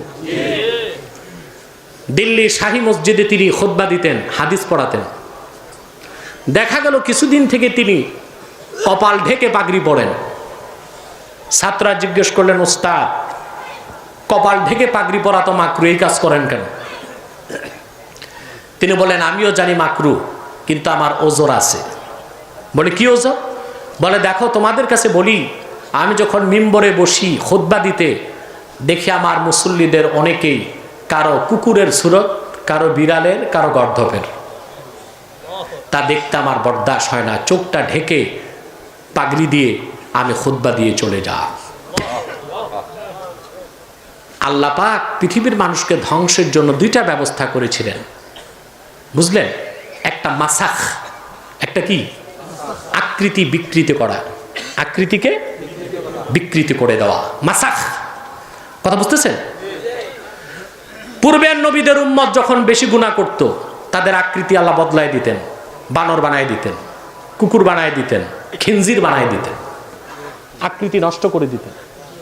শুধু নূর নবী মুহাম্মদ সাল্লাল্লাহু আলাইহি ওয়াসাল্লামের ইজ্জতে ওনার উম্মতের আকৃতি আল্লাহ বদলাবেন না। এই বিকৃতি দুই প্রকার, একটি মাসাক সুরি আর একটা মাসাক সিরাতি। বাহ্যিক আকৃতি বদলান না আল্লাহ তাআলা, কিন্তু হাকিকি আকৃতি বদল করে দেন। ওই রকম চক্ষু যাদের আছে তারা তা দেখতে পায়। কথা বুঝতে পেরেছেন? তাহলে আল্লাহর সবচেয়ে সুন্দর সৃষ্টি মানুষ, ঠিক কিনা? এতটুকু বুঝছেন? এরপর আল্লাহ পাক বলেন, ইল্লাল্লাযীনা আমানু ওয়া আমিলুস সালিহাতি ফালাহুম আজরুন গায়রু মামনুন থুম্মা রাদাদনাহু আসফালা সাফিলিন। মানুষকে আমি সবচেয়ে সুন্দর গঠনে তৈরি করেছি, অতঃপর তাকে আমি নিম্ন নিকৃষ্ট স্তরে টেনে আনি। কে বলেছেন? মানুষকে আমি সবচেয়ে সুন্দর গঠনে সৃষ্টি করেছি এবং অতঃপর তাকে আমি নিকৃষ্ট এবং নিম্ন স্তরে টেনে আনি। এই কথা দিয়ে আল্লাহ কি বললেন, কি বুঝালেন? প্রশ্ন আসে না? ইবনে আব্বাস রাদিয়াল্লাহু তাআলা আনহুমা বলেছেন, আল্লাহ তাআলা মানুষকে সবচেয়ে সুন্দর গঠন দান করেন, বৃদ্ধ অবস্থায় তার আকৃতি নষ্ট হয়ে যায়, ঠিক কিনা? আর জানে ওমর তার জ্ঞান বুদ্ধি লয় পায়, কিছু মনে রাখতে পারে না। মানুষ যৌবনকালে যে সুন্দর, বৃদ্ধকালে তাকিয়ে আর দেখা যায়? কথা বলে না। বিজ্ঞান বলেছে মানুষের দেহে দুইটি সিস্টেম কাজ করে, একটি উপচিতি আর একটা অপচিতি। জন্মের পর থেকে 28 বছর বয়স পর্যন্ত তার দেহকোষ তৈরি হয়। দেহকোষ, মানুষ শিশু, শিশু থেকে বালক, বালক থেকে বালেক, তারপরে যুবক, 28 বছর পর্যন্ত তার দেহকোষ বাড়তে থাকে। যা ক্ষয় হয় দ্রুত তা তৈরি হয়, এটাকে বলে উপচিতি। 28 বছর বয়সের পর শুরু হয় অপচিতি। তখন কোষ তৈরি হয় কম, ক্ষয় হয় বেশি।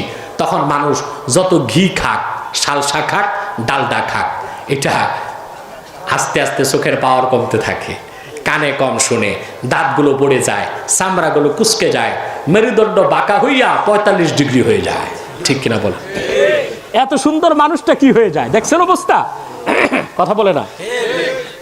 অনেকে আবার চেহারার যৌবন ধরে রাখার জন্য হারবাল খায়, সালসা খায়, কি খায় যেন আরো অ্যালোভেরা, এটা বেরিয়েছে না অ্যালোভেরা, লাইন ধরে সালসা, অ্যালোভেরা আর হারবাল খায়।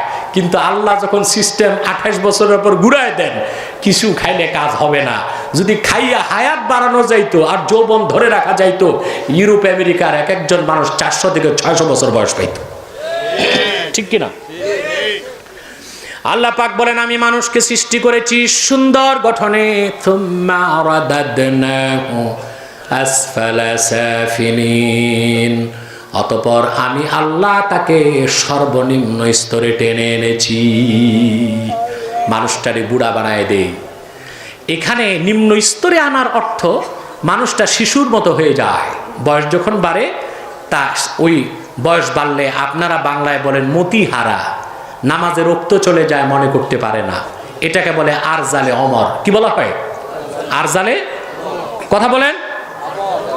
নামাজের টাইম মনে থাকে না, রোজার টাইম মনে থাকে না, ওযু করছে কি করছে না মনে থাকে না। এই অবস্থা হয় কি না? হয়। নামাজ পড়তে পারে মানুষ, রোজা রাখতে পারে, হজ করতে পারে, পারে কিছু মনে রাখতে? আল্লাহ রাব্বুল আলামিন বলেন,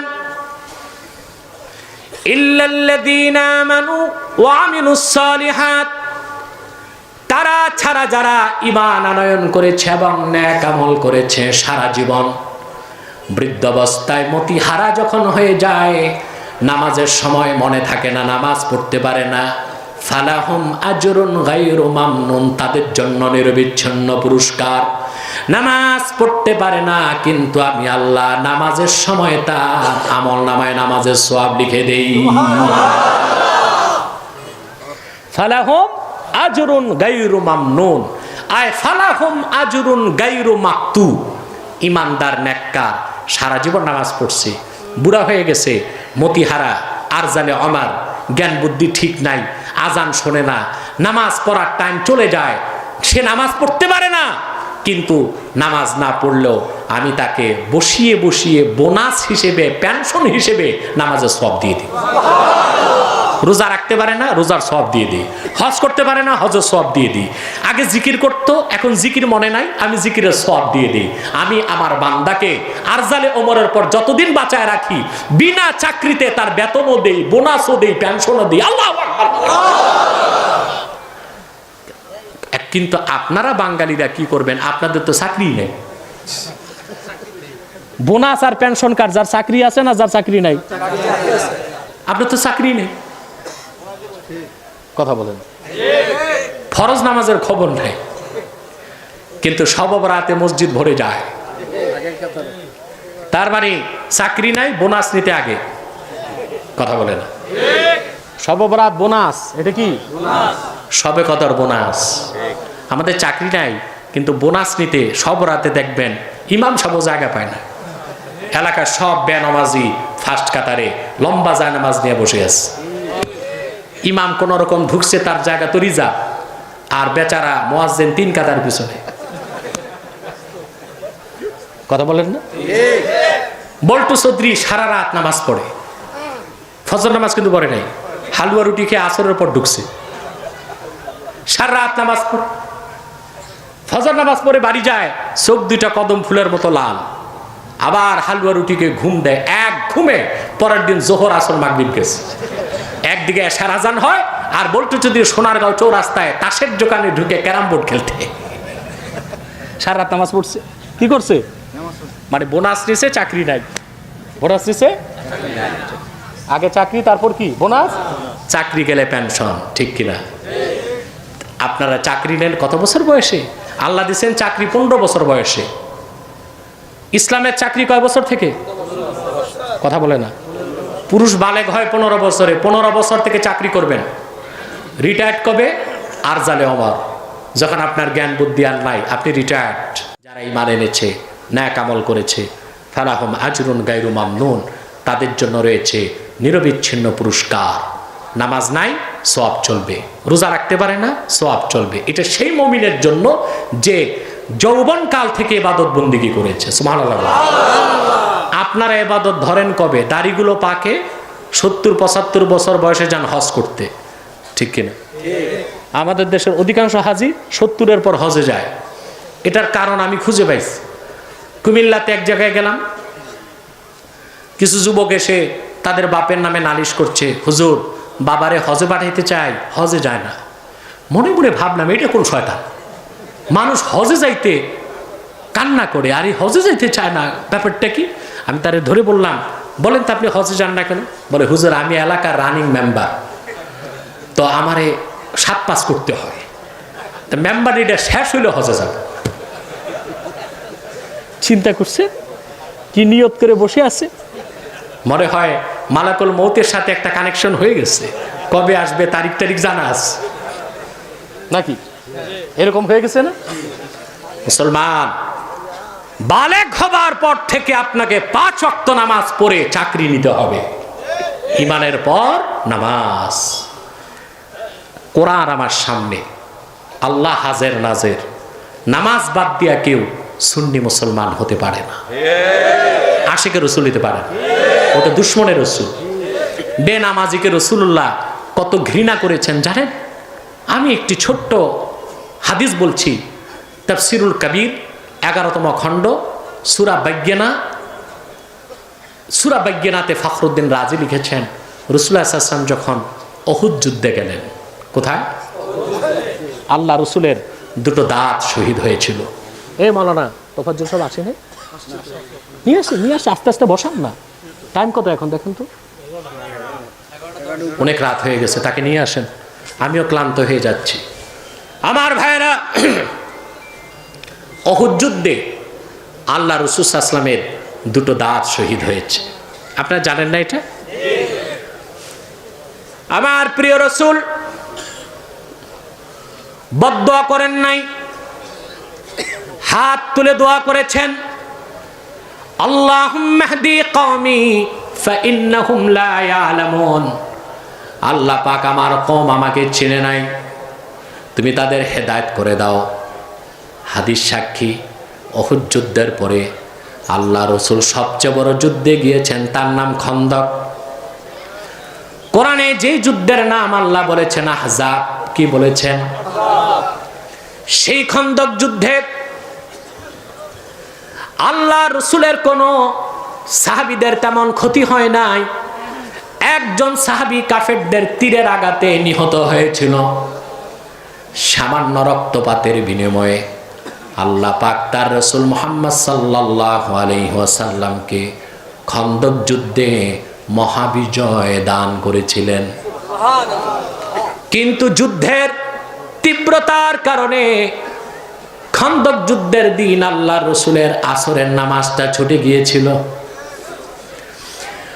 আল্লাহ রসুল আসর নামাজ ছুটে যাবার কারণে আল্লাহ রসুল এত বেশি মনে কষ্ট পেয়েছেন, হাত তুলে আল্লাহ রসুল বদদোয়া করেছেন কাফেরদেরকে। রসুল্লাহ হাত তুলে বদদোয়া করলেন, আল্লাহুম্মা ইমলা বুতুনাহুম ওয়া কুবুরাহুম নারা। মালিক,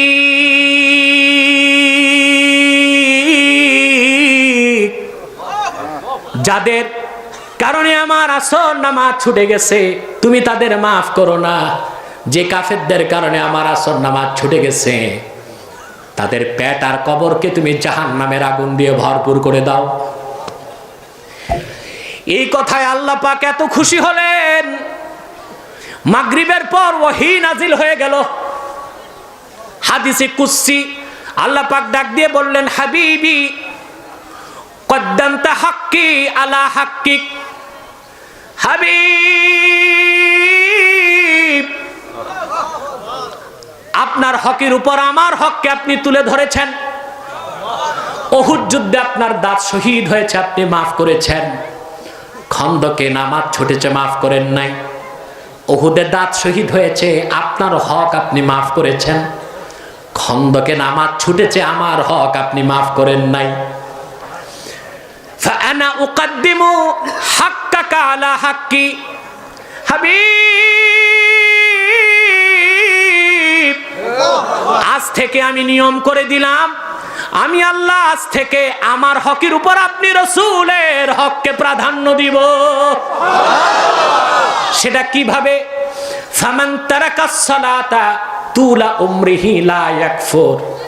আপনার কোন উম্মত যদি সারা জীবনও নামাজ না পড়ে সে কাফের হবে না, আজ থেকে নিয়ম করলাম। ওয়ামান তানা শা'রাতাম মিন শা'রাতিকা ইয়াকফুর। কিন্তু হাবিব,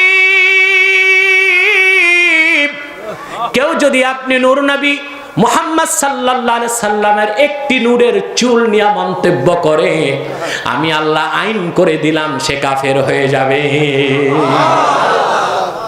এটা আমার কথা? চিল্লা বলে না, এটা আমার কথা। তাফসীরুল কবির 11তম খণ্ড সূরা বাইয়িনা, যতটুকু মনে পড়ে আমার 210 কি 12 পৃষ্ঠায় আপনি তথ্য পাবেন। হাদিসে কুদসি। আমি যা বলতে চাচ্ছি একটু পরে বলি, মাঝখানে একটা মাসালা বলবো আমি। দেখবেন আমার দেশে কিছু টিকটিকি মার্কা মৌলবি আছে, ঘুরে ঘুরে বলে আব্বাসী কথায় কথায় কাফের বলে, বলে না? তোমার দেশের কিছু বক্তা কথায় কথায় কুফরি করে, তাদেরকেই আমি কথায় কথায় কাফের বলি। তোমার দেশে এমন কুলাঙ্গার বক্তা আছে যে আমার রসুলের সামনে 6 প্যাক শব্দ ব্যবহার করেছে, মহান আল্লাহকে আবে হালা বলেছে, আম্মা জান খাদিজার সামনে এমন কথা বলেছে যা উচ্চারণ করতে আমার গা কেঁপে যায়। আমি তা ঠোঁটে আনবো না, আমি আমাকে দিয়ে বুঝাই।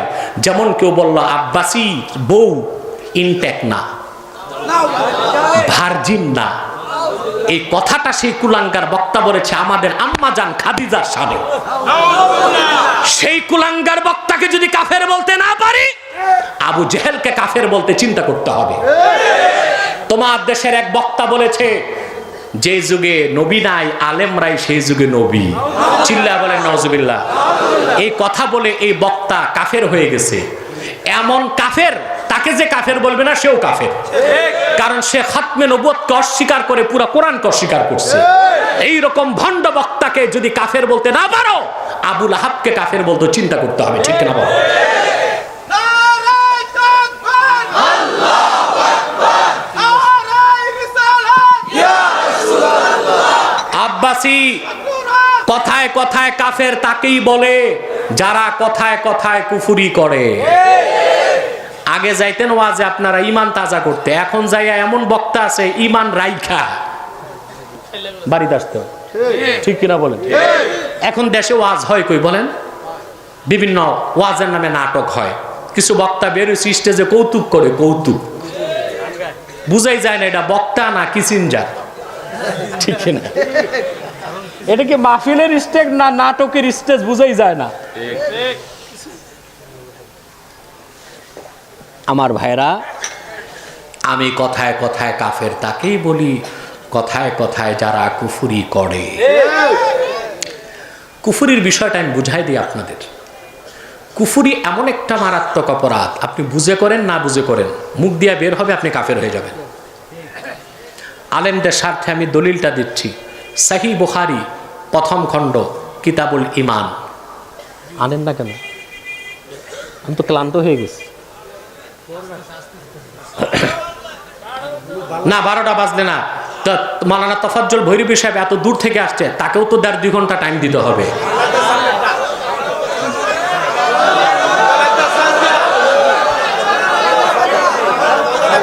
শোনেন শোনেন শোনেন শোনেন শোনেন, বেশি আবেগ ভালো না, বেশি মহব্বত ভালো না।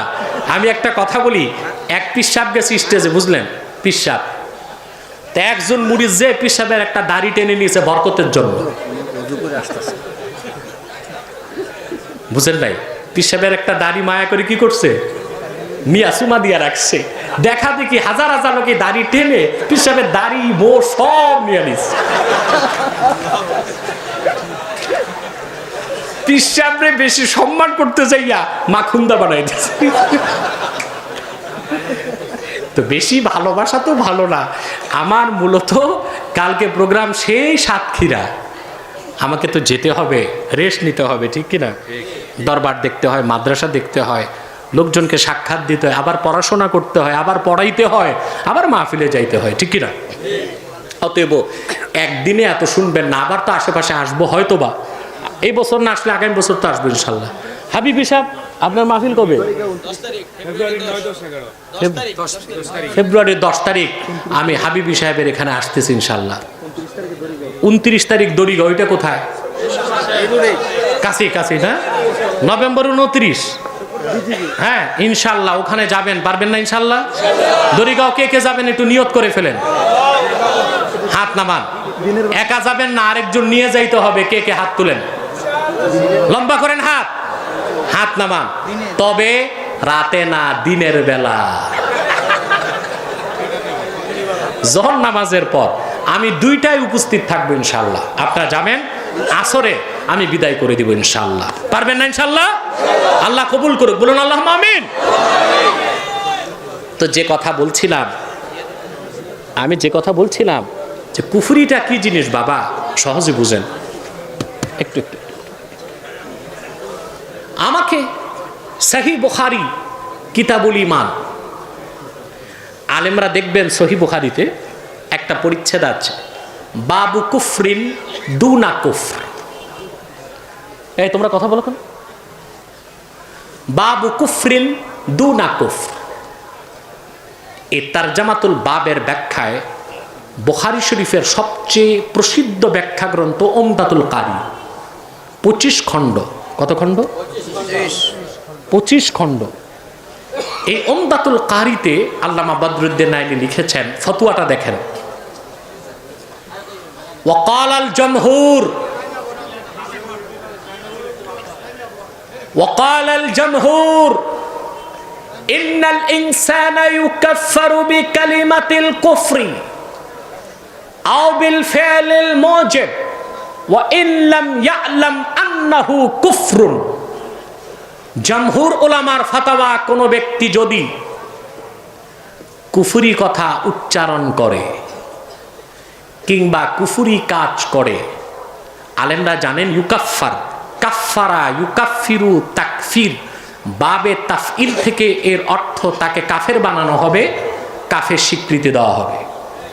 কোন ব্যক্তি যদি কুফরি উচ্চারণ করে বা কুফরি কাজ করে, তাকে কাফের ফতোয়া দেওয়া হবে।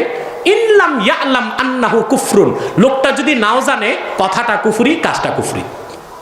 কত মারাত্মক বিষয়, চিন্তা করে দেখেন। কুফরটা কিরকম আমি বলি।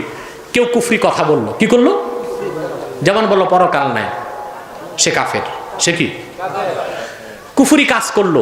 যেমন আল্লাহ ছাড়া কোনো পীরকে, কোনো মাজারকে, কোনো গাছকে, কোনো পাথরকে, কোনো মিনারকে, কোনো সৌধকে সাজদা করলো। এই যে সাজদা করলো, এটা কুফরি। সে কি হইলো? কাফের। আরেকটা লোক কাজও করলো না, কথাও বললো না। এক নাস্তিক বলল কবর টবর কিচ্ছু নাই, আপনি শুধু মাথা নাড়লেন, এই যে সম্মতি দিলেন, আপনি কাফের। কুফরি মারাত্মক জিনিস। মুসলমান কুফর থেকে বাঁচার চেষ্টা করবেন। তাহলে কি বলছিলাম? উহুদ যুদ্ধে রাসূলুল্লাহর দাঁত শহীদ হয়েছে, হুজুর মাফ করে দিয়েছেন। কিন্তু খন্দক যুদ্ধে নামাজ ছুটেছে, কাফেরদেরকে আল্লাহ রাসূল মাফ করেন নাই। তাহলে বোঝা যায় নামাজকে রাসূলুল্লাহ কত বেশি প্রাধান্য দিয়েছেন। সেই নামাজ বাদ দিয়া খাঁটি সুন্নি হইবেন নাকি? কথা বলেন। সেই সালাত বা নামাজ, ইসলাম নামাজকে কি ধরনের স্থান দিয়েছে কোরআন হাদিস খুলে দেখুন। হাদিসের প্রত্যেকটি কিতাবে একটা অধ্যায় আছে, বাবু সালাতিল খৌফ, যুদ্ধের সময় নামাজ পড়ার বিধান। আলেমরা পাইছেন না? একটা অধ্যায় আছে, বাবু সালাতিল খৌফ, যুদ্ধ চলাকালীন নামাজ পড়ার নিয়ম। চিন্তা করছেন সাহাবায়ে কেরাম রাসূলুল্লাহর জমানায় একদিক যুদ্ধ করছে, আরেক দল নামাজ পড়ছে। সুবহানাল্লাহ, সুবহানাল্লাহ। একদল যুদ্ধ করে এসেছে, এক রাকাত পড়ছেন, বাকিরা যুদ্ধ করতেছে। ওনারা যে যুদ্ধে শরীক হয়েছেন, ওরা এসে এক রাকাত পড়ছেন। এইভাবে একদল যুদ্ধ করত, তীর ধনুকের মাঝখানে যুদ্ধ করতেন, আর একদল ময়দানে আল্লাহর সামনে নামাজের সাজদায় অবনত হয়ে যেতেন। সে নামাজ বাদ দিয়া খাঁটি মুসলমান হওয়া যাবে? তে চাকরি নিতে হবে কত বছর বয়স থেকে? 15। আল্লাহ সেটাই বলেছেন, ইমানের পর আমল যারা করবে, অর্থাৎ ইমান আনার পর নামাজ পড়বে, নেক আমল করবে, ফালাহুম গায়রু আজরুন গায়রু মামনুন, তারা বৃদ্ধ হয়ে যাবে, আর চাকরি করতে পারবে না, নামাজ পড়তে পারবে না, রোজা রাখতে পারবে না। আল্লাহ বলেন, আমি সেই বান্দাকে নামাজের সময় সওয়াব দিয়ে দিব। রোজা রাখতে পারবে না, সওয়াব দিয়ে দিব। হজ করতে পারবে না, সওয়াব দিয়ে দিব। যাকাত দিয়ে রোজা রাখতে পারবে না, আমি সওয়াব দিয়ে দিব। সুবহানাল্লাহ। এরপর আল্লাহ দুইটা প্রশ্ন করেছেন, আপনারা জবাব দিবেন। ফামা ইউকাযযিবুকা বা'দু বিদ্দিন। আল্লাহ পাক পরিশেষে প্রশ্ন দুইটি করে সূরাটা শেষ করলেন। প্রথম প্রশ্ন, বান্দা, মায়ের পেট থেকে তোমাকে আমি সৃষ্টি করলাম, তুমি শিশু ছিলা, বালক করলাম, বালক থেকে বালেক করলাম, বালেক থেকে যুবক করলাম, যুবক থেকে প্রৌঢ় করলাম, প্রৌঢ় থেকে বৃদ্ধ করলাম, তারপর মৃত্যু দিলাম। এত কাজ আমি আল্লাহ পারি। তাহলে কোন জিনিস তোমাকে পরকাল অবিশ্বাস করায়? আছে পরকাল? কথা বলেন। আল্লাহ ইঙ্গিত দিলেন কোথায়? যে তোমার অস্তিত্ব ছিল না, তুমি ছিলে নাই, আমি তোমারে বানাইলাম কিছু, তারপরে কিছু, তারপরে কিছু। 10 মাস 10 দিন পর শিশু, তারপরে করলাম বালক, তারপরে করলাম বালেক, তারপরে করলাম যুবক, তারপর প্রৌঢ়, তারপর বৃদ্ধ, তারপর তোমার মৃত্যু দিয়ে আবার মাটিতে মিশাই দিলাম। সেই আমি আল্লাহর পক্ষে আবার কবর থেকে জিন্দা করা কি সম্ভব না? আল্লাহ বলেন, ফামা ইউকাযযিবুকা বা'দু বিদ্দিন। এত যুক্তির পর, দলিলের পর কোন জিনিস তোমাকে পরকাল অবিশ্বাস করায়? পরকাল অবিশ্বাসের সুযোগ আছে? আল্লাহ আমাদের জিন্দা করবেন কিনা? আমাদের প্রশ্ন আসে না, মৃত্যুর পর মাটির সাথে মিশে যাব, হাড় হাড্ডিগুলো গুঁড়ো হয়ে চূর্ণ হয়ে মাটির সাথে মিশে যাবে। আল্লাহ তাআলা এই হাড় হাড্ডিগুলো খুঁজবেন কেমন করে, জোড়া দিবেন কেমন? প্রশ্ন আসে না? বা কেউ ভাবতে পারে লাখ লাখ মানুষ এক কবরে থাকবে, দেখা যাবে একজনের কান আরেকজনের কানে গেছে, নাক আরেকজনের গেছে, আঙ্গুল 22টা, কারো 23টা, কারো 26টা, এমন হবে নাকি? আল্লাহ পাক কোরআন কারীম সূরা কিয়ামতে বলেন, লা উকসিমু বিয়াউমিল কিয়ামাতি ওয়া লা উকসিমু বিন নাফসিল লাওয়ামা আয়াহসাবুল ইনসানু আল্লান নাজমা আযামা। মানুষ কি ধারণা করছে আমি আল্লাহ পরকালে তাকে যখন জিন্দা করব, তার হাড় হাড্ডিগুলো কেমন করে জমা করব? আল্লাহ বলেন, শোনো, বালা কাদিরিনা আলা আন নুসাউইয়া বানানা।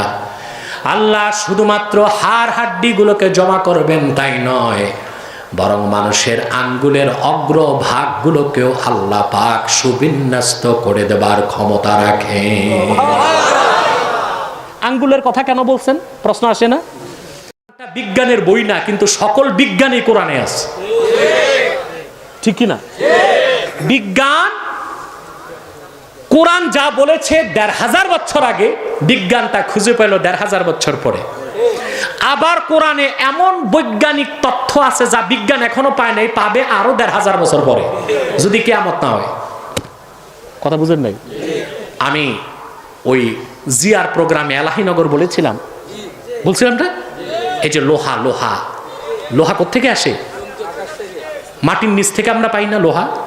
কথা বলে না। এই লোহার নামে কোরআনে আল্লাহ একটা সূরা নাজিল করছেন, হাদিদ। হাদিদ মানে লোহা। লোহার কথা আল্লাহ কি বলছে জানেন?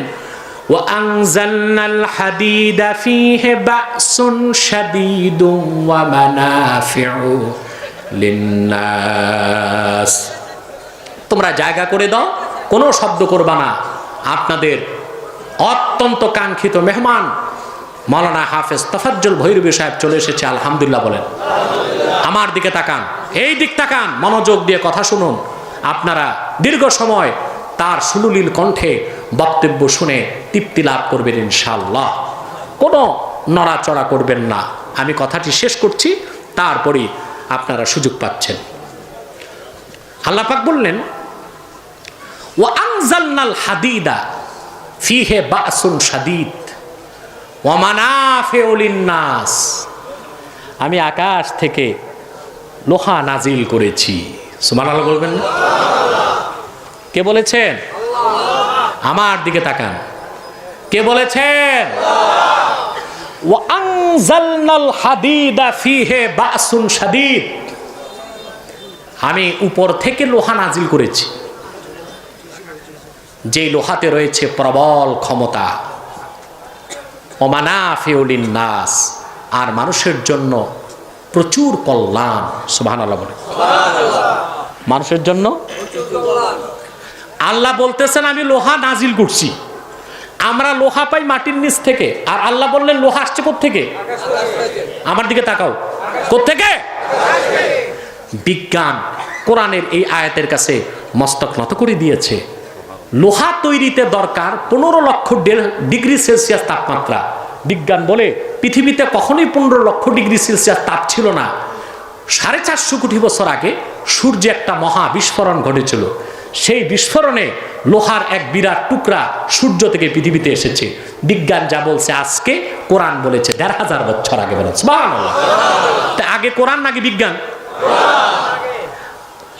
আরো এমন কথা কোরআন বলেছে যা বিজ্ঞানকে পেতে কয়েক হাজার বছর লাগতে পারে, যেমন রূহ, আত্মা। সুবহানাল্লাহ বলেন। আল্লাহ কোরআনে বলেছেন, ওয়াসআলুনাকা আনির রূহ কুলির রূহু মিন আমরি রাব্বি ওয়া মা উতীতুম মিনাল ইলমি ইল্লা ক্বালিলা। মুহাম্মদ সাল্লাল্লাহু আলাইহি সাল্লাম, কাফেররা আপনাকে রূহ সম্পর্কে প্রশ্ন করে, আপনি বলুন রূহ হচ্ছে আমার রবের একটা হুকুম। সুবহানাল্লাহ বলবেন। বিজ্ঞান রূহ স্বীকার করে না, আত্মা স্বীকার। কিন্তু কোরআন পড়ার পরে বিজ্ঞান এখন একটা শাখা বের করেছে, এটার নাম প্যারামেডিক্যাল। কি না? এখন তারা বুঝতেছে যে না, রূহ বলে একটা কিছু আছে, রূহ বলে একটা কিছু। এবং আশ্চর্য হবেন, সুইডিশ বিজ্ঞানীরা একটা যন্ত্র তৈরি করেছে রূহ প্রমাণ করতে। কোরআনের রূহটা আছে, যে মানুষের যে রূহ আছে তা প্রমাণ করতে তারা সক্ষম হয়েছে। তারা ক্লিনিক্যাল ডেথ, ক্লিনিক্যাল ডেথ বুঝেন? যে মানুষটা মোটামুটি কবরে গেছে, একটু আস, বুঝেন না? একদম মরে গেলে দেখবেন ইন্টেনসিভ কেয়ার ইউনিট, আইসিইউতে রাখে না রুগীকে, নাকে পাইপ, কানে পাইপ, মুখে পাইপ, পাইপই পাইপ, যত সেদা তত পাইপ, ঠিক কিনা? দেখা যায় রুগী মরে গেছে 2 দিন আগে, এইটারে বাতাস দিয়া দুক দুক করায়, বিল উঠতেছে। কারণ আইসিইউর বিল জানেন এক রাতে 25,000 টাকা, 2 দিন রাখতে পারলে 50। রুগী জাহান্নামে যাক, টাকা তো উঠতেছে। আমার দেশের ডাক্তাররা তো কষাই হয়ে গেছে। জি জি, এই বাটপারি ক্লিনিক ঠিক করছে। এই ক্লিনিকগুলোতে এখন ডাক্তার আর ডাক্তার এটা কষাই হয়ে গেছে। রুগী মরে গেছে 2 দিন আগে, এটারে পাম্পিং করে জাম্পিং করে ভেন্টিলেশন দিয়া বাইরের থেকে বাতাস ঢুকাইয়া এটা সিনাটারে উঠায় নামায়। তো ওই রুগীর যারা অ্যাটেন্ডেন্স আত্মীয় স্বজন একটু কান্দে, একটু চোখ মুছে যাক, বেঁচে যাক, বেঁচে যাক। আল্লাহ তো রুহ নিয়ে নিছে, ঠিক কিনা? এইরকম ক্লিনিক্যাল ডেথ এক রুগীকে সুইডিশ বিজ্ঞানীরা এয়ার টাইট গ্লাস রুমে ঢুকাই দিছে। লোকটা মারে নাই, মরবে। লোকটিকে এয়ার টাইট গ্লাস রুমে ঢুকানোর পর তারা ওজন দিল, লোকটার ওজন কত। যখন লোকটি মরে গেল, ভেন্টিলেশন মেশিন অফ হয়ে গেল, তখন তারা দেখলো যে আর কোনো মেশিন চলছে না, লোকটি মারা গেছে। তার যে ওজন ছিল তা 21 গ্রাম কমে গেছে। তারা দেখলো গ্লাস রুমের উপর দিয়ে চুলের মতো খুব সূক্ষ্ম একটি ফাটল। তারা বুঝলো এই ফাটল দিয়ে রুহ বের হয়েছে, আর 21 গ্রাম কমে গেছে, মানে রুহের ওজন 21 গ্রাম। কোরআন যা বলেছে 1500 বছর আগে, বিজ্ঞান এখনো তার ধারে কাছে বুঝতে পারে নাই। সুবহানাল্লাহ বলবেন না?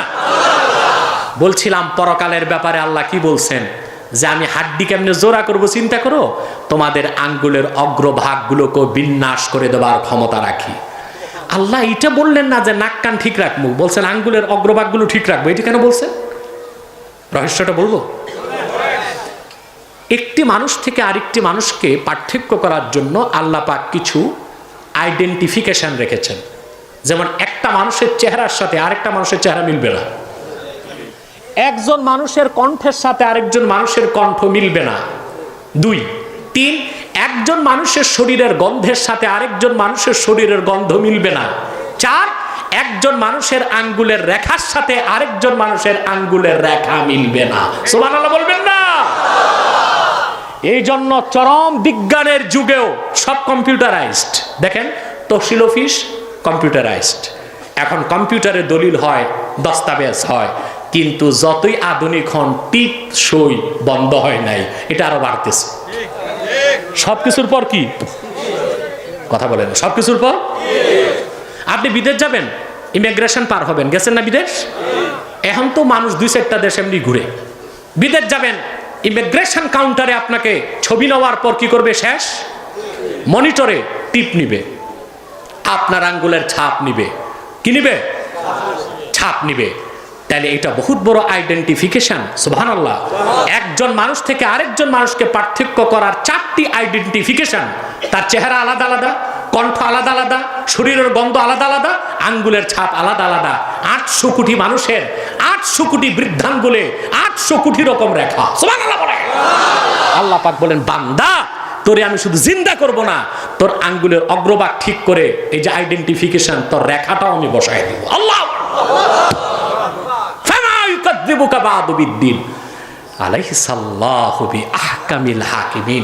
আল্লাহ কি সর্বশ্রেষ্ঠ বিচারক নন? সুবহানাল্লাহ বলেন।